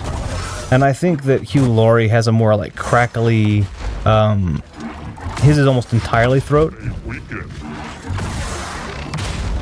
I wish you'd really stop doing that. I think he has a more throat exclusive voice, whereas I have a more diaphragm and then throat voice. So he's kind of got the like crackly, and I have mine comes a little bit more from the diaphragm. I think his voice is also a shade deeper than mine. I'm not positive, but I think it's a shade deeper. Okay, here we go. I get this though for it, so it was worth it. No, you've done a good Peter Griffin impression, but I've been doing a Peter Griffin impression since 1999. That's why I've tried that voice out since the first episode aired in December of '99. I watched that first episode on air day, back when it was on debut, and I started trying to do that voice, and that was way before. I mean, that was way before we all had these like streaming setups and stuff. You know, it was 1999 for goodness sake.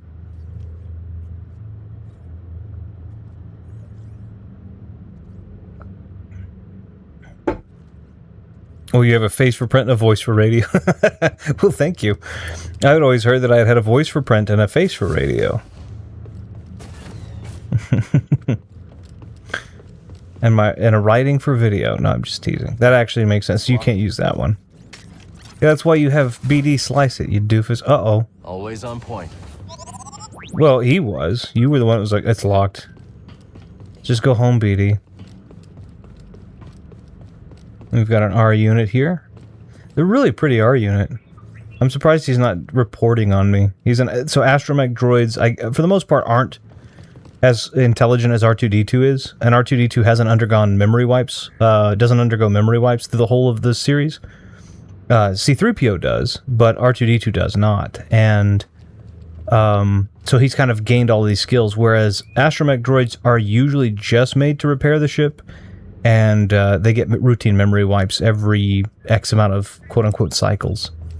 So that robot's not made to do anything. That droid is not made to do anything. Let me be the first to welcome our guests from the Inquisitorials. We are grateful that Lord Vader has shown an interest in our operations. We will continue to demonstrate that this bureau is indispensable to the Empire. Our enemies are... And I adore R2-D2. I do too. He's really adorable. ...provides. We will prevail. Be always watchful and stay vigilant. We are the Imperial Security Bureau. We are the eyes of the Empire. So we've seen a lot of we've seen a lot of the ISB in Andor. If you've watched the Andor series, which is very good, and I highly recommend it, we've seen a good amount of it. But what people don't really know, if you've watched the Clone Wars series, is the main admiral and the kind of the narrator advertising the upcoming episode. Voice actor Tom Kane. Wolf Yularen is the admiral, the main admiral in that series. Wolf Yularen, so what a lot of people think of when you talk about Star Wars is, oh, well, everybody kind of is just oppressed by the Empire, and everybody's just kind of killed, and everybody's under the thumb, and all of the things that lived on the Republic died or had to move over. And that's not true. Wolf Yularen, who was an admiral, Grand Admiral during the Clone Wars, so it was the Clone versus the CIS, Confederacy of Independent Systems, whenever they lost and the Empire was made in Episode 3, he was like, okay, this is just a natural progression. And so he was no longer an admiral of the High Republic, or not going to be the High Republic, of the Republic. We would call it the Old Republic. He moved into being the chief of security for the ISB, because it proves that sometimes when government changes, not everybody saw it as hyper oppressive, and it became it eventually just becomes something that is, people just change jobs sometimes. And it's one of my favorite things about Wolf Yularen, or it's one of my favorite things about all of those, really. There's the base commander. So, at any rate, yeah, there were people that just changed their jobs. He says the First Galactic Empire in Episode 3 And then there's just a restructuring. Mon Mothma's another good example of that. She's still a senator. She just operates in a slightly different capacity. Okay, I need to. I can't grab onto that. I have to remember where to go. So a wall I can climb up. Because I need to get down there, but I don't think I can. I don't think I can make the jump is the problem. Nope. How silly was that? You imagine what if they actually saw it from that perspective. They're like, oh, okay. This guy's silly.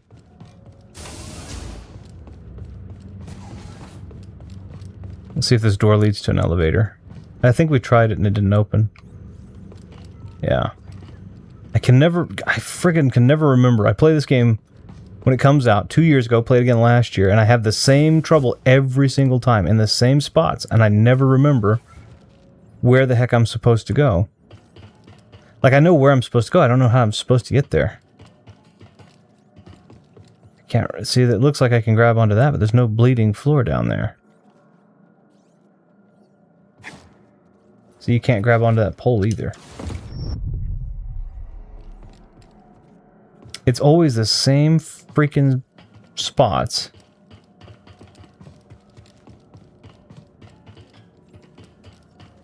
And I've done it like I did it this time, where you don't... See if I can make it in an elevator back that way, but you don't... like, I'll do it in a way you're not supposed to do it. And like I did it... I've done it on this one, when I was on the junk planet. I did a couple of them where it was like, you weren't supposed to do it that way. Oh, well, I did it, though. How silly was that? Yep, but it's...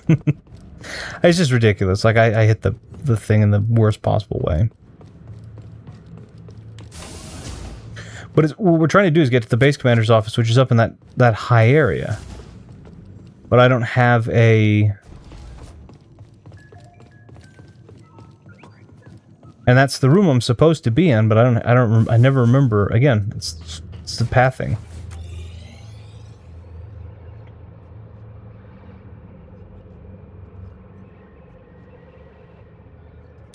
We'll see if maybe...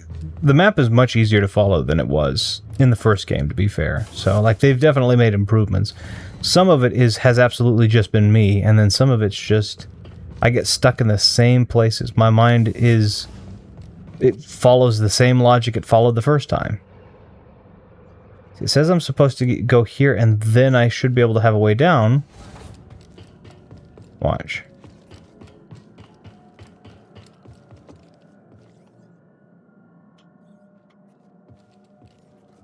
Take a look at the map, right? I'm here, and it says that I should be able to come down there. Oh, I didn't even see the...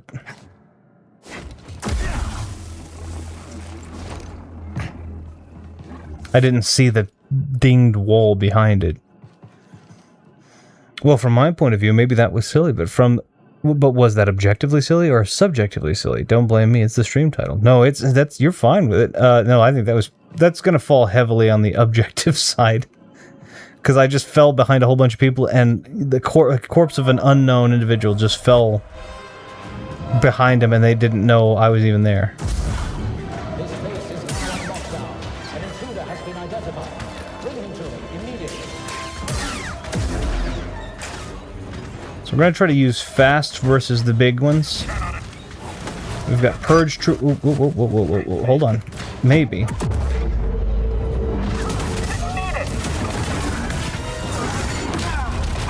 Come on, get out of the way, me.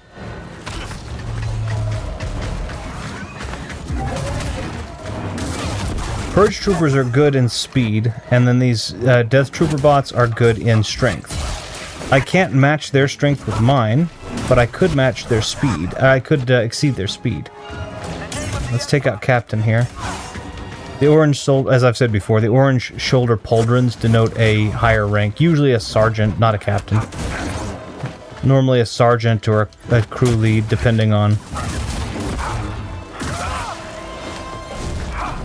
We'll go ahead and dodge. Take a stem. Wish I would have paid attention. And I'm going to get hit by literally everybody because nobody wants to give me any time to breathe. Which makes the most sense, by the way. Okay, we're going to try and get the heck out of here. I need to use some force here.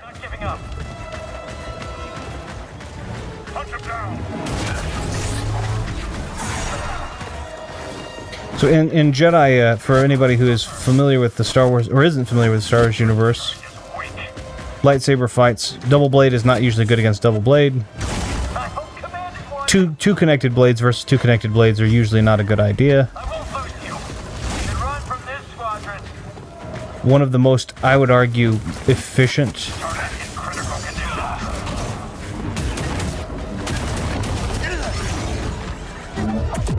Okay, this will help.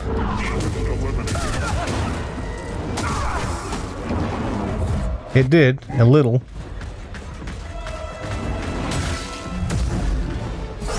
I don't know what that was.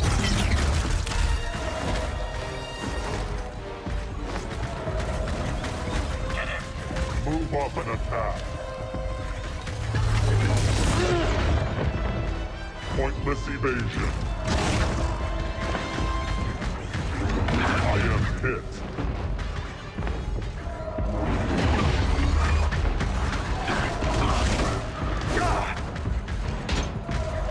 I apologize, I'm being very quiet. I'm super focused on trying not to completely ruin this, considering one hit and I'm gone. Integrity reduced. He can resist my force pushes. I dodged back. There we go. Oh my goodness. That was okay, sorry, that was stressful. That was stressful. It still is. I'm still a very good possibility I'll die. I don't have any stims. I need to find a meditation sphere, or a meditation circle, but if I find one back where I've already been, then I respawn all of these enemies again. So I need to be very careful. Yay, thank you.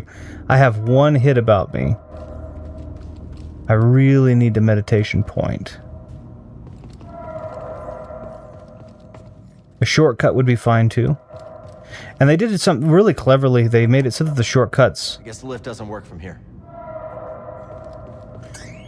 Very cleverly, they made it so that the shortcuts don't usually cross or directly put you in the path. Not always.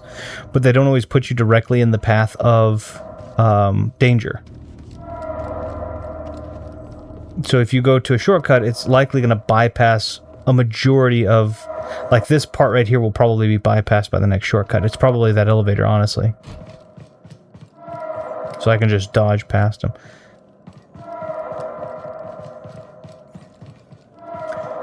There are 7 lightsaber styles, what I was trying to say. And then there are all kinds of different lightsabers. There's, regular lightsabers, light clubs, which are gigantic lightsabers, double-bladed lightsabers, 2 lightsabers, which is its own variation on a theme when it comes to the saber. Variation on a theme when it comes to the saber techniques. There are technically 7 forms, base forms, but then there's also a variation on that last form, the 7th form. Curved tilted lightsaber. I mean, there's a lot. So it's you kind of have to do some mixing and matching. You used to have to do that. It was almost like rock, paper, scissors whenever you played Jedi Outcast. You had yellow, which was medium. You had blue, which was fast. And you had red, which was strong. Fast was good against strong. Strong was good against medium. Medium was good against fast. And in this case, it's very similar. The double-bladed saber is going to work better against your strong opponents because it's fast. The strong opponents are going to work better against your... the strong saber is going to work better against your double-bladed guys. Right, it's getting close to lunchtime, so from my point of view, again, it's time for me to leave. By the way, would you like some toast? Bye, Retro and Chat. Hey, thanks for coming in, Viddy. I appreciate it. I always love some toast, but it was a pleasure getting to talk with you, and I hope you have a wonderful lunch. Thank you. Okay, I need to figure out where I need to go. Lift doesn't work from here. That's going to take me up to the Chancellor's, the ISB head's office. I don't have anything in this room, so let's take a look at the map. Okay, we're trying to get there. Both of those doors are locked, but there is a door over there that I can get to. Perfect. I was crushed by an elevator once in this playthrough, too, so I should be more careful about not doing Not just running willy-nilly. So it's that door. Looks like that's going to be the one I should have. There should be a control panel or something. Because I don't know if I can make that jump. And if I try, it'll kill me.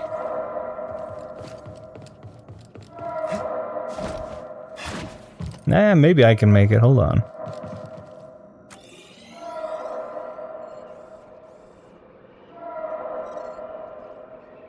Okay, so this is a panel above, so it's probably a power panel. Yep.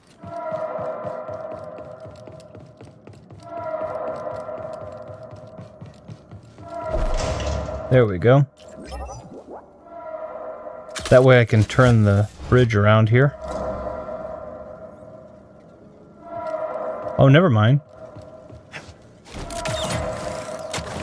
I guess I just opened this little... All security personnel, we've lost visuals on the intruder. Report positive ID to Central Command. I got very lucky that they aren't very diligent, so... Think there's really a Jedi here? Hard to believe. Maybe it's a drill. There's purge troopers in the base? This should be quick. The trooper was right about one thing. It was quick. To quote Obi-Wan from Episode 1. So they have these big locks locked down here. That's the... let's blame Rick, the door technician, probably for that. Let's go ahead and use this elevator. Take me to a shortcut. I hope it takes me back to a meditation point. It'd really be helpful.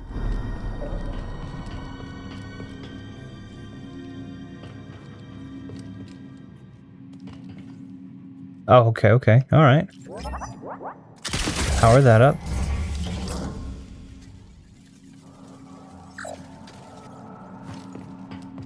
Hopefully there's no one here. Alright, wonderful. So this is...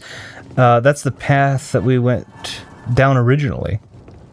So you can see what I'm saying? We actually are now all the way back to the beginning, and I can get all of my stems back. I get 7 stems. All of my enemies Back to it. have respawned, but I can bypass them literally with this one elevator now. I just have to right down the center here. I need a little elevator. So as complicated as the pathing can get, it is really, really well designed. Especially the shortcuts are very, very well designed. And then these two guys respawn, but that's okay. Come on, guys. Come on. Okay.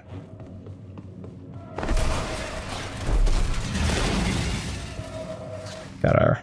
The intruder has been identified as the Jedi terrorist Cal Kestis. Who... Okay, I'm curious as to who identified me. In the thick of all of this... Hold on one second. I'm going to adjust my seat.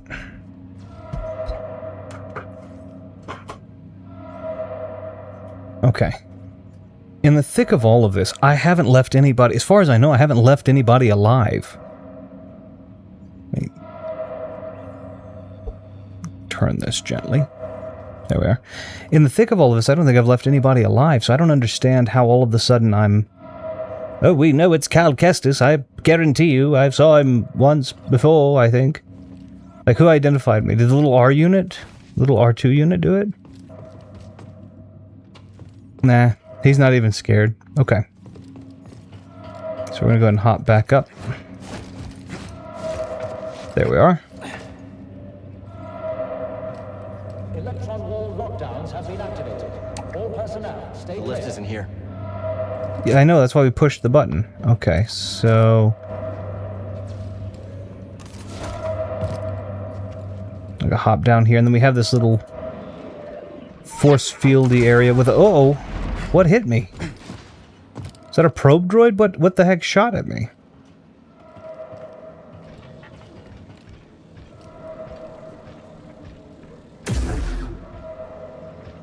I have no idea what shot at me. Return to battle. I mean, okay, but like, what was that?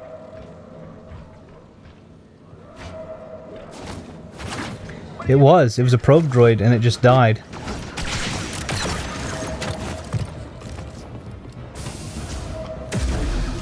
Purge Trooper, alright, fair. For what, a Priorite Shard? We'll use Strong.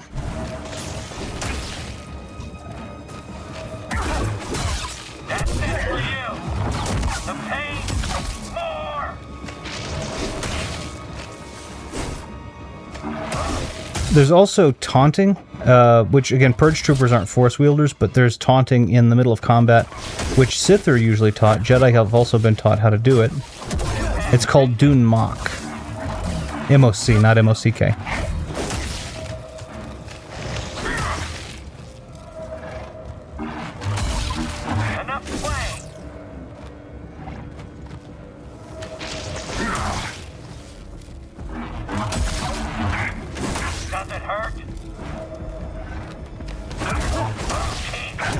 His recovery from the blocks are insanely fast.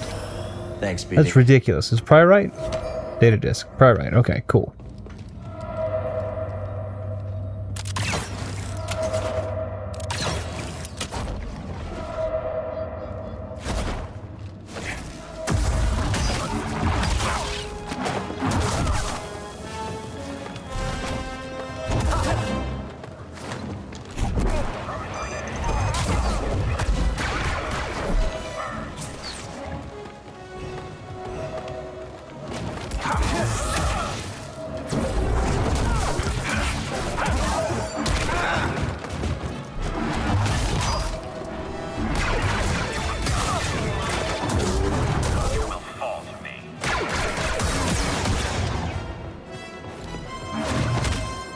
And these Purge Trooper snipers are really cool, but they are very frustrating.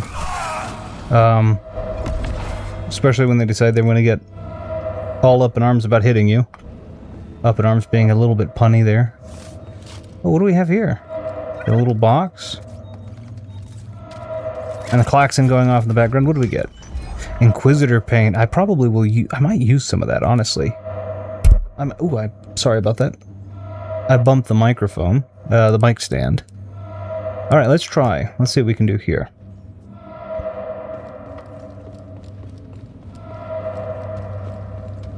So we're on top of the thing. We're good there. We have these little... We were there. We're half-life and one stem. That's fine. And then we've got these... here, I can go ahead and actually activate that shortcut real quick. And then we've got these really...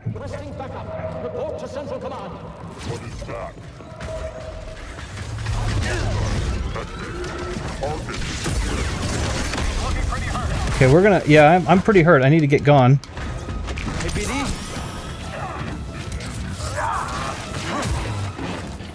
Oh, okay. Alright.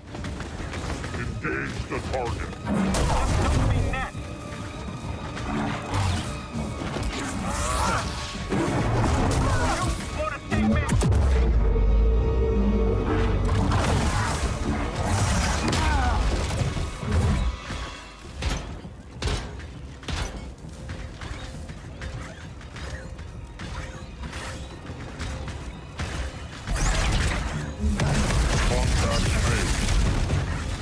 Right here, bud. I have been hit. I don't know what the glitch was that he didn't want to come in the room, but I'm really happy for this glitch.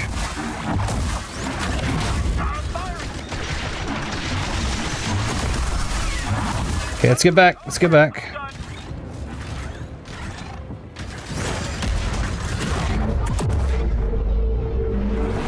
That was about the perfect time to use that.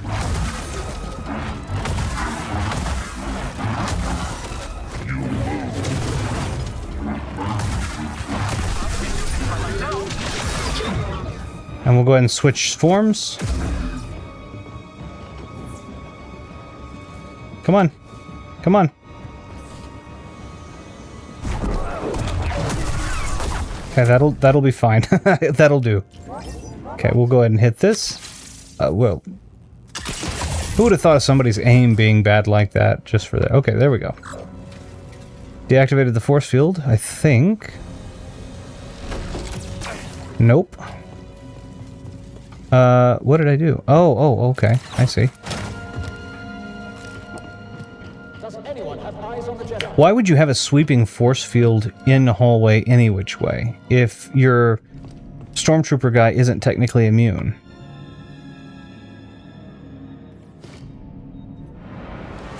And now we get this cool cutscene. I may use some Inquisitor paint. Gold and grillwood is cool, but I kind of want... I assumed the first time we met you'd be strapped to an interrogation chair. I've heard that before. Still weird. Get on the comms and call it. That's actually really good. What? You're a Jedi. I know what you are capable of. That's actually I like that. It's still weird. On the comms. Now. The thing that's cool about this is he's... The Jedi has been neutralized. All units... The thing that's really cool about that is he says, I know what you're capable of. He uses the Force, showing he is indeed a Jedi, but then he uses the gun. He pulls the blaster out on him. How did you find this place? A locator beacon on... And if you're curious, we are using a DL-44, a modified DL-44 holdout blaster, which is exactly the Han Solo version. Quite close since Coruscant. You're the one who sent him to infiltrate my team. Correct. Bode has been my weapon for some time. Quite effective. Unlike those armored abominations in the Inquisitorius. So it's true. Seer's dead because of you. No. The Jedi operation is still months away. You're lying. The Empire burned the archives, led by Darth Vader. Lord Vader. I have to stop this while I still can! Don't you see? Bode lured you here to destroy me! They're coming! Dead man,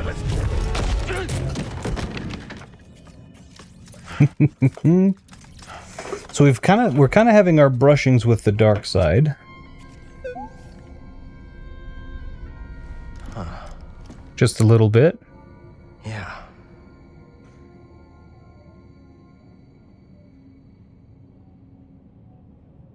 And we don't look anything like Denvig, by the way.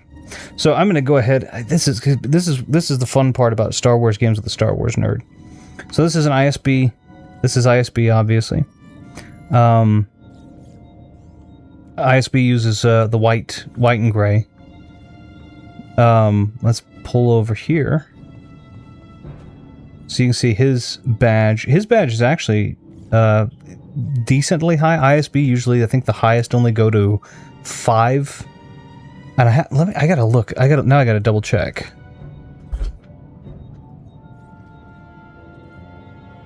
The badge is the little. The badge is obviously the little blue thing, but I gotta take a look at this real quick.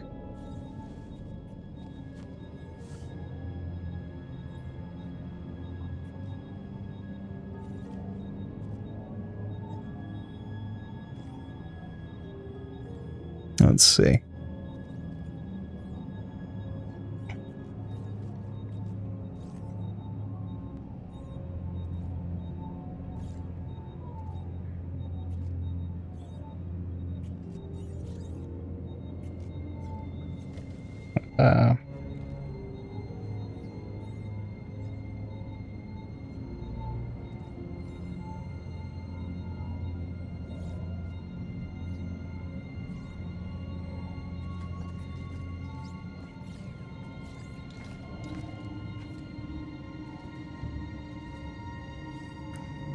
Okay, I'm trying to see the, I'm looking up the badges.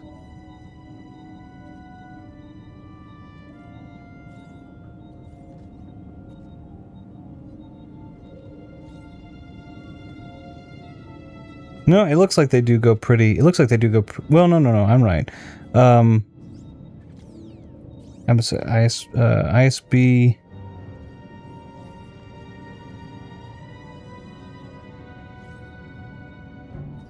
I think the highest an ISB can be is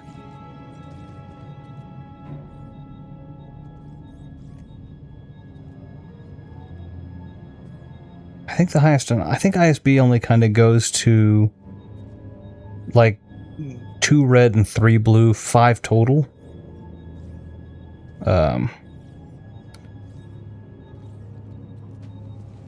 Let's see.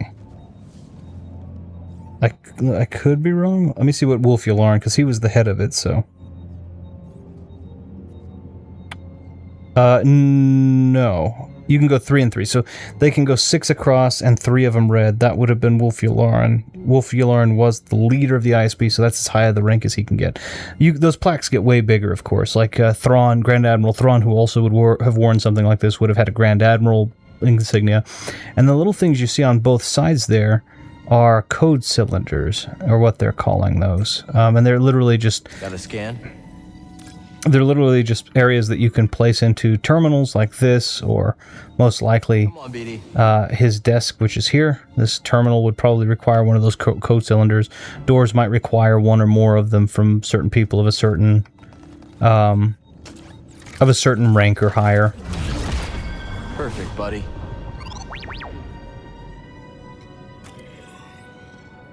Perfect.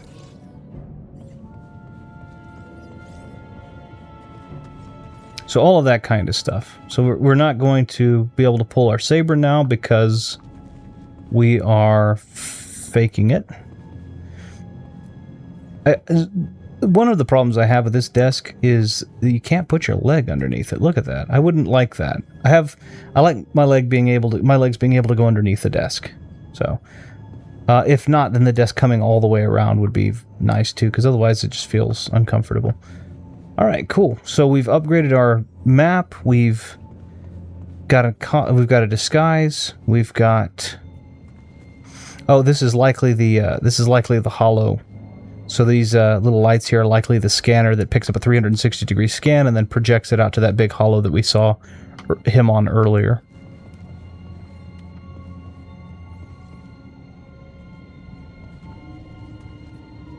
They're gonna let me up in that terminal. Okay. I'm trying to see if there are any other little upgrades and odds and ends that I can get, so.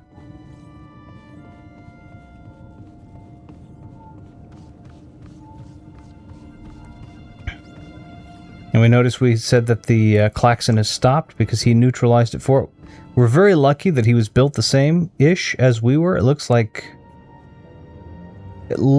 he might have been a little heftier because it looks like we're kind of cinched in a little bit, but relatively the same height and arm length. We've So got to go through us to get to his ship. Let's hurry. all right.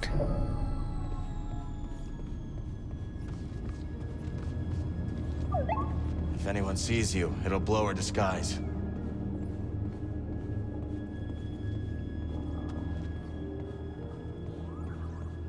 So then why? What do we need to? Do we need to have him run along ahead of us? I mean,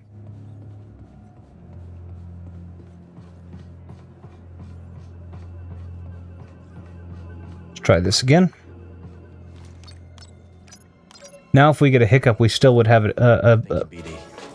See you on the other side. There we go. I was gonna say, now if we get a hiccup, we have a security cylinder saying, "Wait a minute, we should have the right." Okay, we probably shouldn't run. I don't know if it actually matters. Why? Do you want to crack at him? That's right. Do stormtroopers possess resistance training that I don't know about? That's only for the feeble-minded. Yes, that's He's not exactly answering my his point. call. Try again. Maybe he's interrogating the Jedi. You think he's still alive? Denvik said neutralized. He didn't say dead. Yeah, fair enough. Not so easy to capture. Which way to one the alive, officers' though. quarters? A new recruit, I take it? Familiar to you? That's right. Well, it doesn't speak highly of you to be so unaware of your surroundings. Now get out of here. I don't have time for you. Thanks for the warm welcome. Another word and I'll report you for insubordination. But really funny. He's like, a new recruit. My plaque shows I outrank you.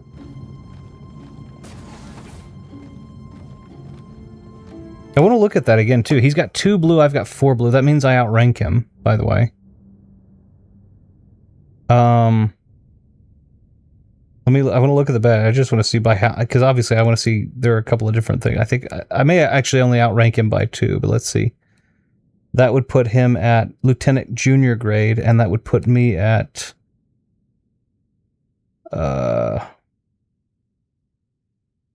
make sure I get this right. Hold on, wait. Yeah, that puts him as an depending. That puts him as an R1 lieutenant junior grade, and that would put me at a lieutenant. Trying to make sure I have this right, but yeah.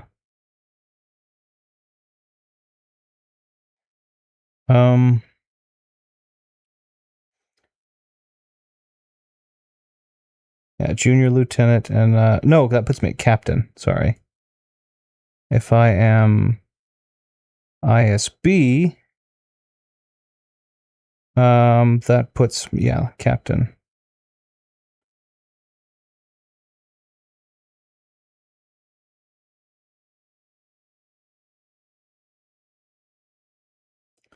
That would actually put him at junior inspector if it's ISB, and that would put me at agent. So yeah, I'm still a couple of okay. I was gonna say he didn't even pay attention to my security plaque. I outrank him. New recruit, I take it, but then I'm beating the Inquisitors at their own. These are all technically Let our new guests hear you saying. Junior inspectors. They're watching us. Oh, of course. And we're watching them. State your business. I have an appointment. And what is the nature of this appointment? You don't need to know. That's classified. I have clearance. Central Command should have called that in. I'm going to have to call in a security droid. Stay right there. Send down a security droid. Is this necessary? I can't... I'm late as it is. Let me through, now.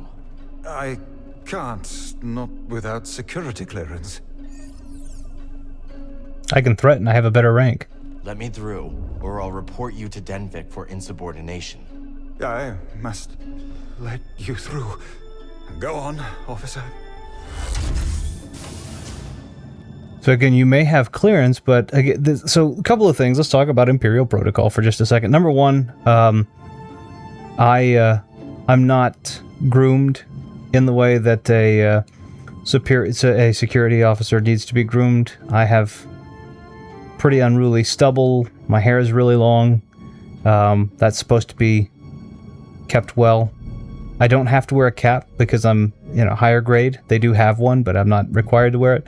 But I have the plaque. Again, my plaque I'm 2 ranks higher than him. I'm an agent at very least, whereas he's a junior investigator, according to his rank. So it's like, there wouldn't be... Oh, he would say, I have clearance. Well, if I say you don't have clearance, then you don't have clearance. If I give you a thing that says my plaque is more, then if I say you don't have clearance, you just don't have clearance. There's a whole book. I actually have there's an entire book I have behind me. It is literally the Imperial... I'm going to pull this out real quick, just because why not? It's right here on the shelf. It is the Imperial Handbook. And it's literally the handbook that... It's supposed to mimic the handbook that they give you when you join the Imperial... whatever part of the Empire you join. So, it's got an introduction from Emperor Palpatine. It's got the Imperial Military. It's really a really cool thing. The part 1 is the Imperial Military by Wolf Yularen, right? And then it's got supposed to have little doodles in. There's actually a propaganda poster in it that just fell out, but it's got all of the little. Here we go. It's got the naval rank insignia. I don't think it has ISB insignia here, does it? But it's actually got what your uniform needs to look like, what's expected of you, naval troopers, Imperial gunners, technicians. It's literally got all of the dress code here. They put a lot of TLC into this, and then how many code cylinders you have, and what your plaque looks like. And it's this is just. So it's interesting to me. The game is really good, but there's this little reading resource. Would have been really cool to see them use this little reading resource here as a see little references, I guess, to these little reading resources here where they actually use the Imperial Handbook. And this is an official, by the way. This is not unofficial. This is the official Imperial Handbook. There were a couple of those books made. There's 6 of the books made total. There was, and I have all of them. Jedi Path, which came in a little metal thing. Then there was the Sith Code, which came in a holocron. There's a Smuggler's Guide. There's the Imperial Handbook. There's the Bounty Hunter's Code. And then there's also a Rebel, the Rebel Files, which is a really pretty orange one. And it kind of just goes through all of the... It's basically it's kind of the equivalent of the Imperial Handbook, but the Rebel version kind of cobbled together. Very cool. So, very, very cool books. If you ever get a chance, I highly recommend taking a look at those, but that's, you know, I'm going too far in the Star Wars thing. It's just cool, you know? At the end of the day, it's just cool. So we've got the Imperial insignia there. Slice it. Alright. I'm in.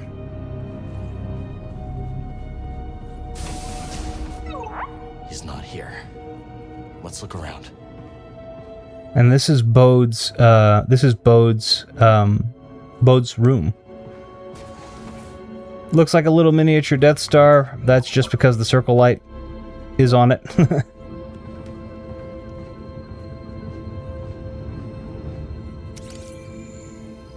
Hey, Kata. I'll be home soon. I'm bringing you something nice. I can't wait to see you. Aw. Yeah, I have a daughter. I would do some... Oh, is that a little scorpion toy? Hold on.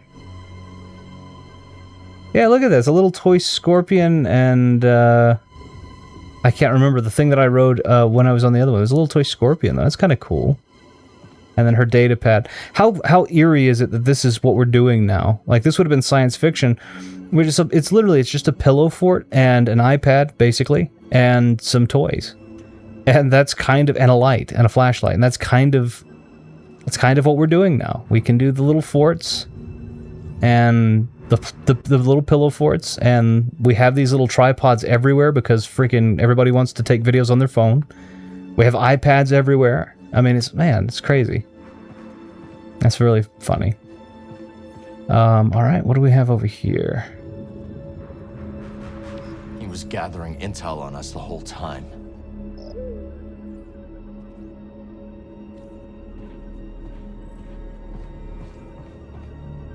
That's a holo table. It looks like a little mini Death Star because of the reflection, but it's actually just a holo table.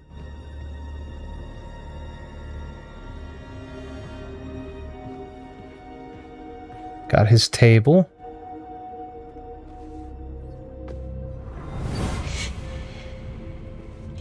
Mama.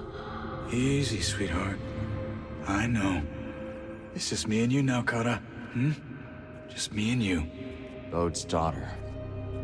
And her mother. Kind of looks a little bit like they put one of those smile filters on the character. It looks like that they took like a picture of the normal character model, and they just put the smile filter on him a little bit. That could actually be a picture of... They could actually have taken some real actors and then just put filters over the face to kind of obscure them, but... A little bit like that. Okay, I'm going to keep peeking around for a minute. Let's go, BD1.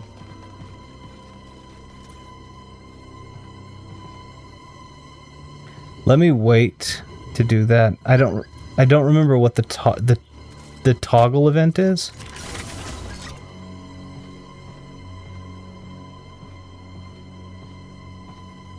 So we've got the bedroom, his bedroom, his version of the iPad. Really, really nice blankets and sheets and stuff. I mean, can you imagine waking up to something like this? How cool is that? The data disk. Looks ancient. Let's see what's on it. We will. Like, look at that. Look at this. It's actually a very minimalist room. Obviously, he's got candles. He's got I don't know if it's a wash basin bowl or whatever. But it's very, very nice. And then he's got his, there's his bed. I mean, really, really cool. I could see, that being comfortable. Okay, we can use this holo table. So now I'm going to save because I'm pretty certain using the holo table will further things. So let's stop here. Let's go ahead and meditate real quick. We'll rest. See what we have in terms of skills. I think we have a couple of lightsaber skills still to go on the double-bladed. Yep. Is our next one 1 point? Yeah, Endless Hurricane. Control throw. It's our last 1 point one. All right, fair enough, fine. Let's go ahead and grab Endless Hurricane. Yeah, let's do it. I'm gonna need it for a fight coming up, I promise. Okay. Now notice that there's something kind of unusual happening. I want to bring your attention to some of this really quickly. So if I go into if I pause the game for a second, you notice how everything has always kind of been this bluish, this grayish color, and now we're seeing the background is kind of this reddish color. And when I go into my meditation, I'm going to go back into my skills. When I've meditated in the past, it's almost always been, I'm going to go to lightsaber just so we can see across the ravine, but it's always kind of been this bluish color, and now we're starting to see this red. Bear in mind that this doesn't exist.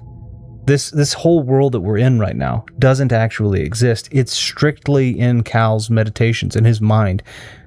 What do you think the red represents? When everything was blue before, what do you think the red represents?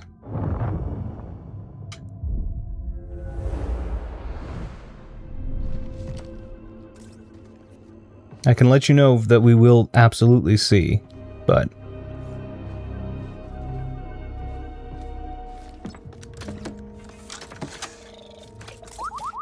What'd you find?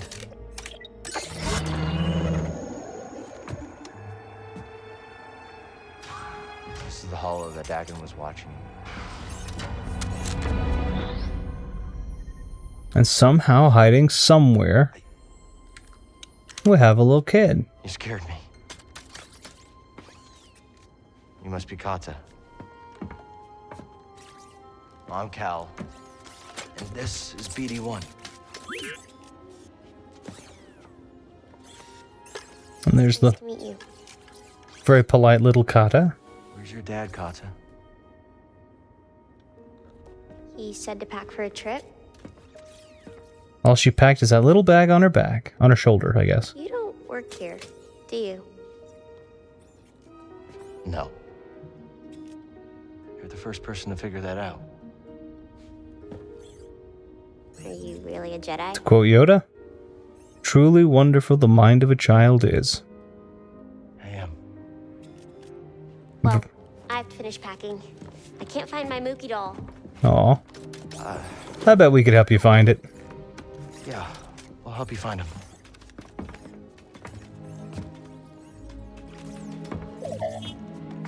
There it is.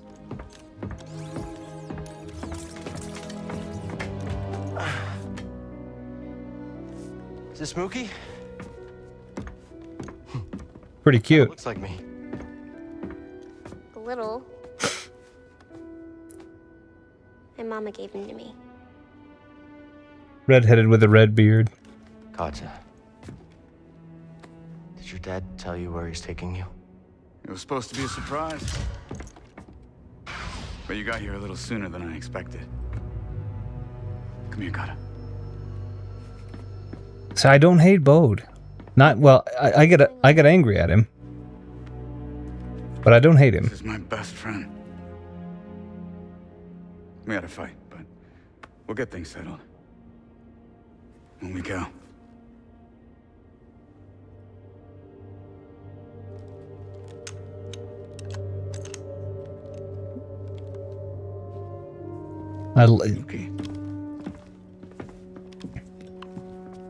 See, I love that moment that he's my best friend, like saying that straight away.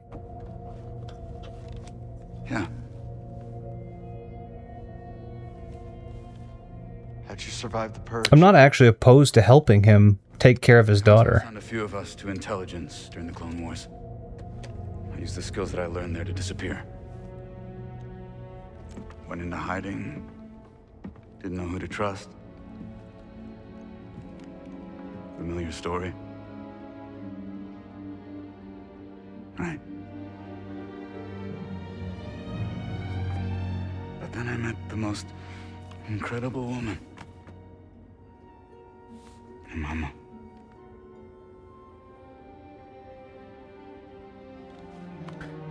One day, Kara and I were So I'm saying I don't. and I got this message. I kind of sympathize with Bode a lot. Inquisitors. That was the for anybody who's not familiar. I'm sure that some of those messages were the My wife bought us the time to escape. the Obi-Wan thing, but then you also have her helping, kind of in the similar way that Obi-Wan did that to the temple. I knew I couldn't run forever, and so I cut a deal. Then Vic keeps us hidden, as long as Papa stays useful. Hmm. You were lying to us from the very start.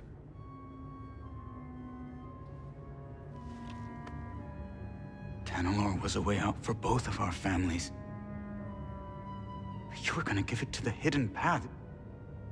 A bunch of strangers. And you were gonna sacrifice thousands of people to save yourself. You're a monster, Bode. See, that's not quite fair.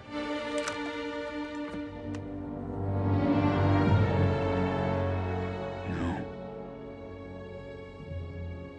I'm a father.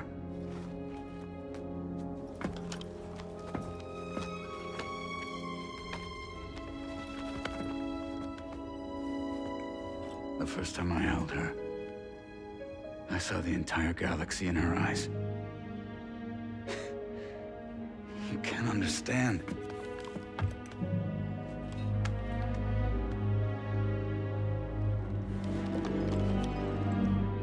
I understand betrayal. And that you lured me. I wonder if the little I never paid attention to see if the little Moogie changes the hair and beard style based on Cal's character. Fighting the Empire is what you do best.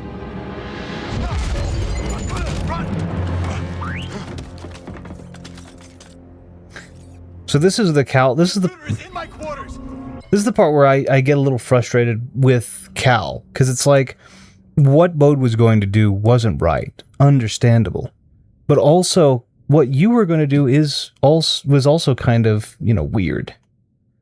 He's armed. Shoot to kill. Kill that Jedi.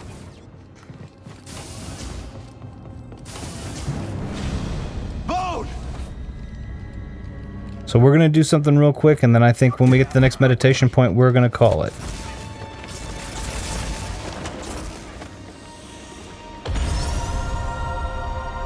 So you can see now, we've got a new move. It's not slow down time anymore.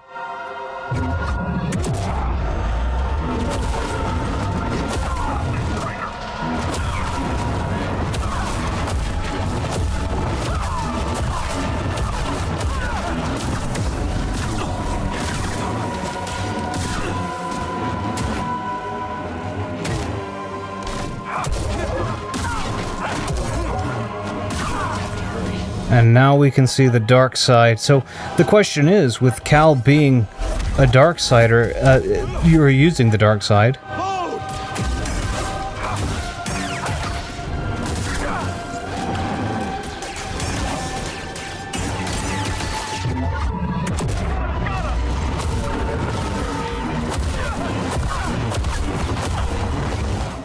With him using his darkness, and knowing that that was informing some of his decisions.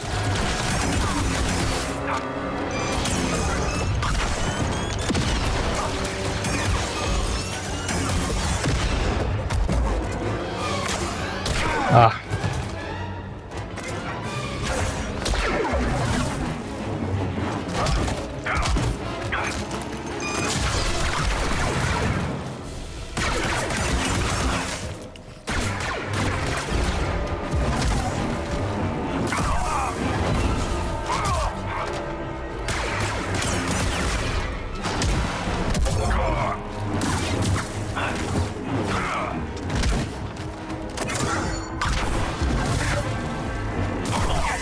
There we go. Knowing that Cal is willing to embrace his darkness, and noting that the red side was kind of part of that, Some help, please. the question then becomes, was Cal calling Bode that appropriate? Or is Cal truly as bad?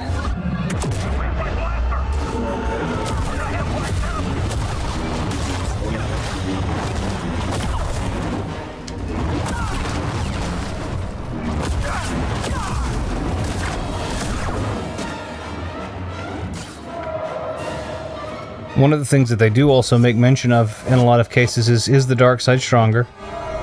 Priorite respawned also, alright.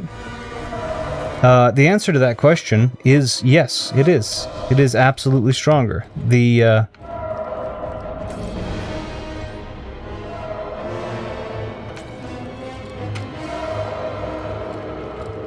problem is that a candle that burns twice as bright burns half as long, and that's kind of the story.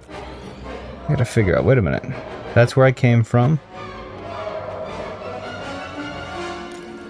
Go this way.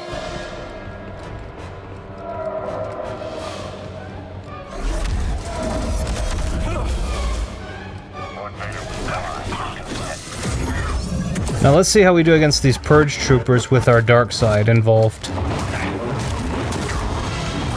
I mean, we just overwhelm.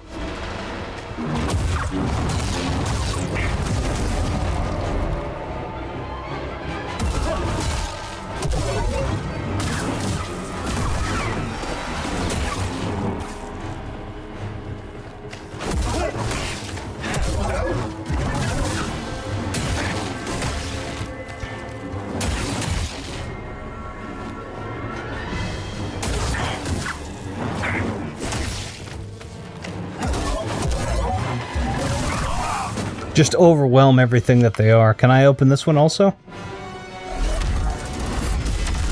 I'm just ripping these locks off. By the way, remember when we were originally doing this, we couldn't get past these locks to save our lives, but now we're just ripping them off. We don't even care. It doesn't even matter to us.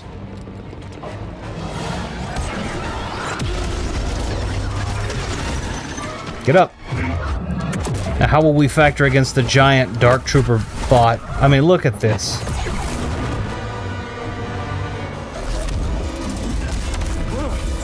Ripping through a Death Trooper bot. Boat's escaping. If he gets away, he's gone forever. Hey, Merritt, you hear that? Merritt, where'd she run off to? Okay. And now... Notice our... We're going to go ahead and rest, but notice our meditations are red. I'm going to go ahead and leave it here at this cliffhanger because I think that this is the perfect or the most appropriate cliffhanger to leave it at. We were too late.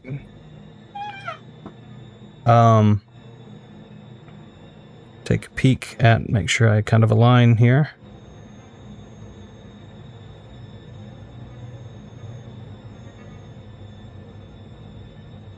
Yeah, I think that's probably good. I think this is going to be a good place to leave it. So give me a second. Let me get us moved over.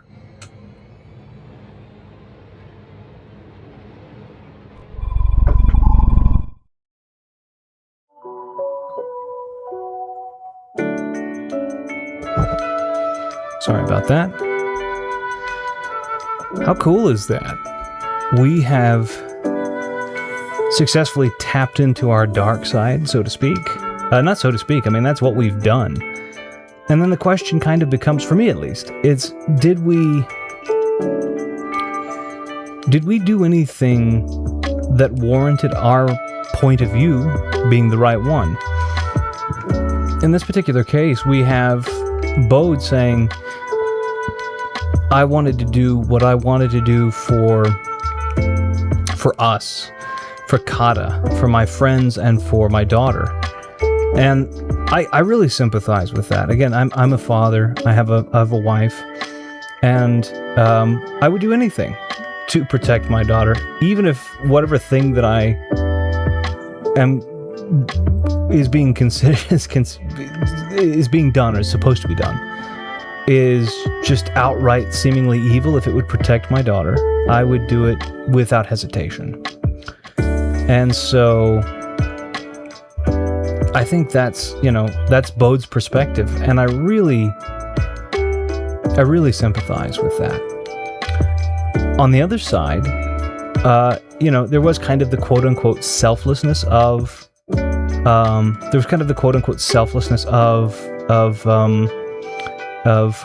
Cal. But Cal is so filled with anger, and he's so blinded by Eno, the death of Eno, that it's really hard to kind of sympathize with his perspective, because it's like, yeah, you lost Seer because of Vader. You lost Eno because of Bode, which is, by the way, directly Bode's fault. Undoubtedly, undeniably Bode's fault. But you also were not listening to what he was telling you about being a father and about being willing to do these terrible things to protect Kata and so on and so forth. And I think it kind of goes on ad nauseum, which is good. I don't know. I want to know, what would you do?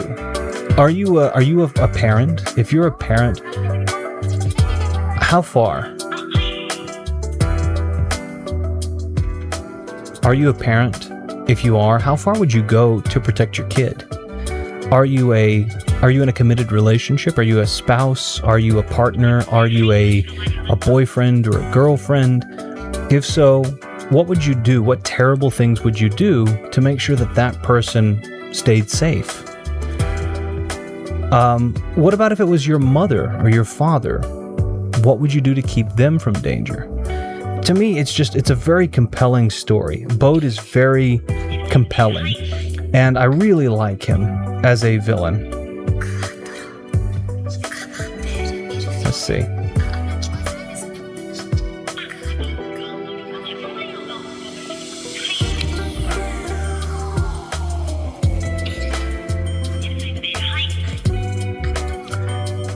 I don't know. I think Bode's a compelling villain. I really like him. I really like him. I think he's just compelling. And I sympathize with him very much. I very much sympathize with him as a character. I don't hate him. I don't think he's a beast like Cal was saying. I think it's all kind of pretty good. So, but I'm curious as to what you think. I really am. I hope you guys have all had a fun time talking with me. I hope you've all had a fun time talking with me, and we talked about philosophy and all of that. I hope that you've all had a good time watching the Star Wars stuff. I know I've probably nerded out a little bit, in fact, and kind of gone off the deep end on the Star Wars, or off the deep end of the Star Wars, down the Star Wars rabbit hole. But I hope you guys had fun with doing that with me also. I mean, talking about the protocol, talking about the ranking systems and looking all that kind of stuff. It was just fun for me. But yeah, I hope you guys do all have a wonderful rest of your day. Wonderful rest of your Saturday for those of you south of the equator. Viri. Hope you have a wonderful rest of your Sunday. A wonderful beginning to your week. And we'll see you guys soon. Thanks.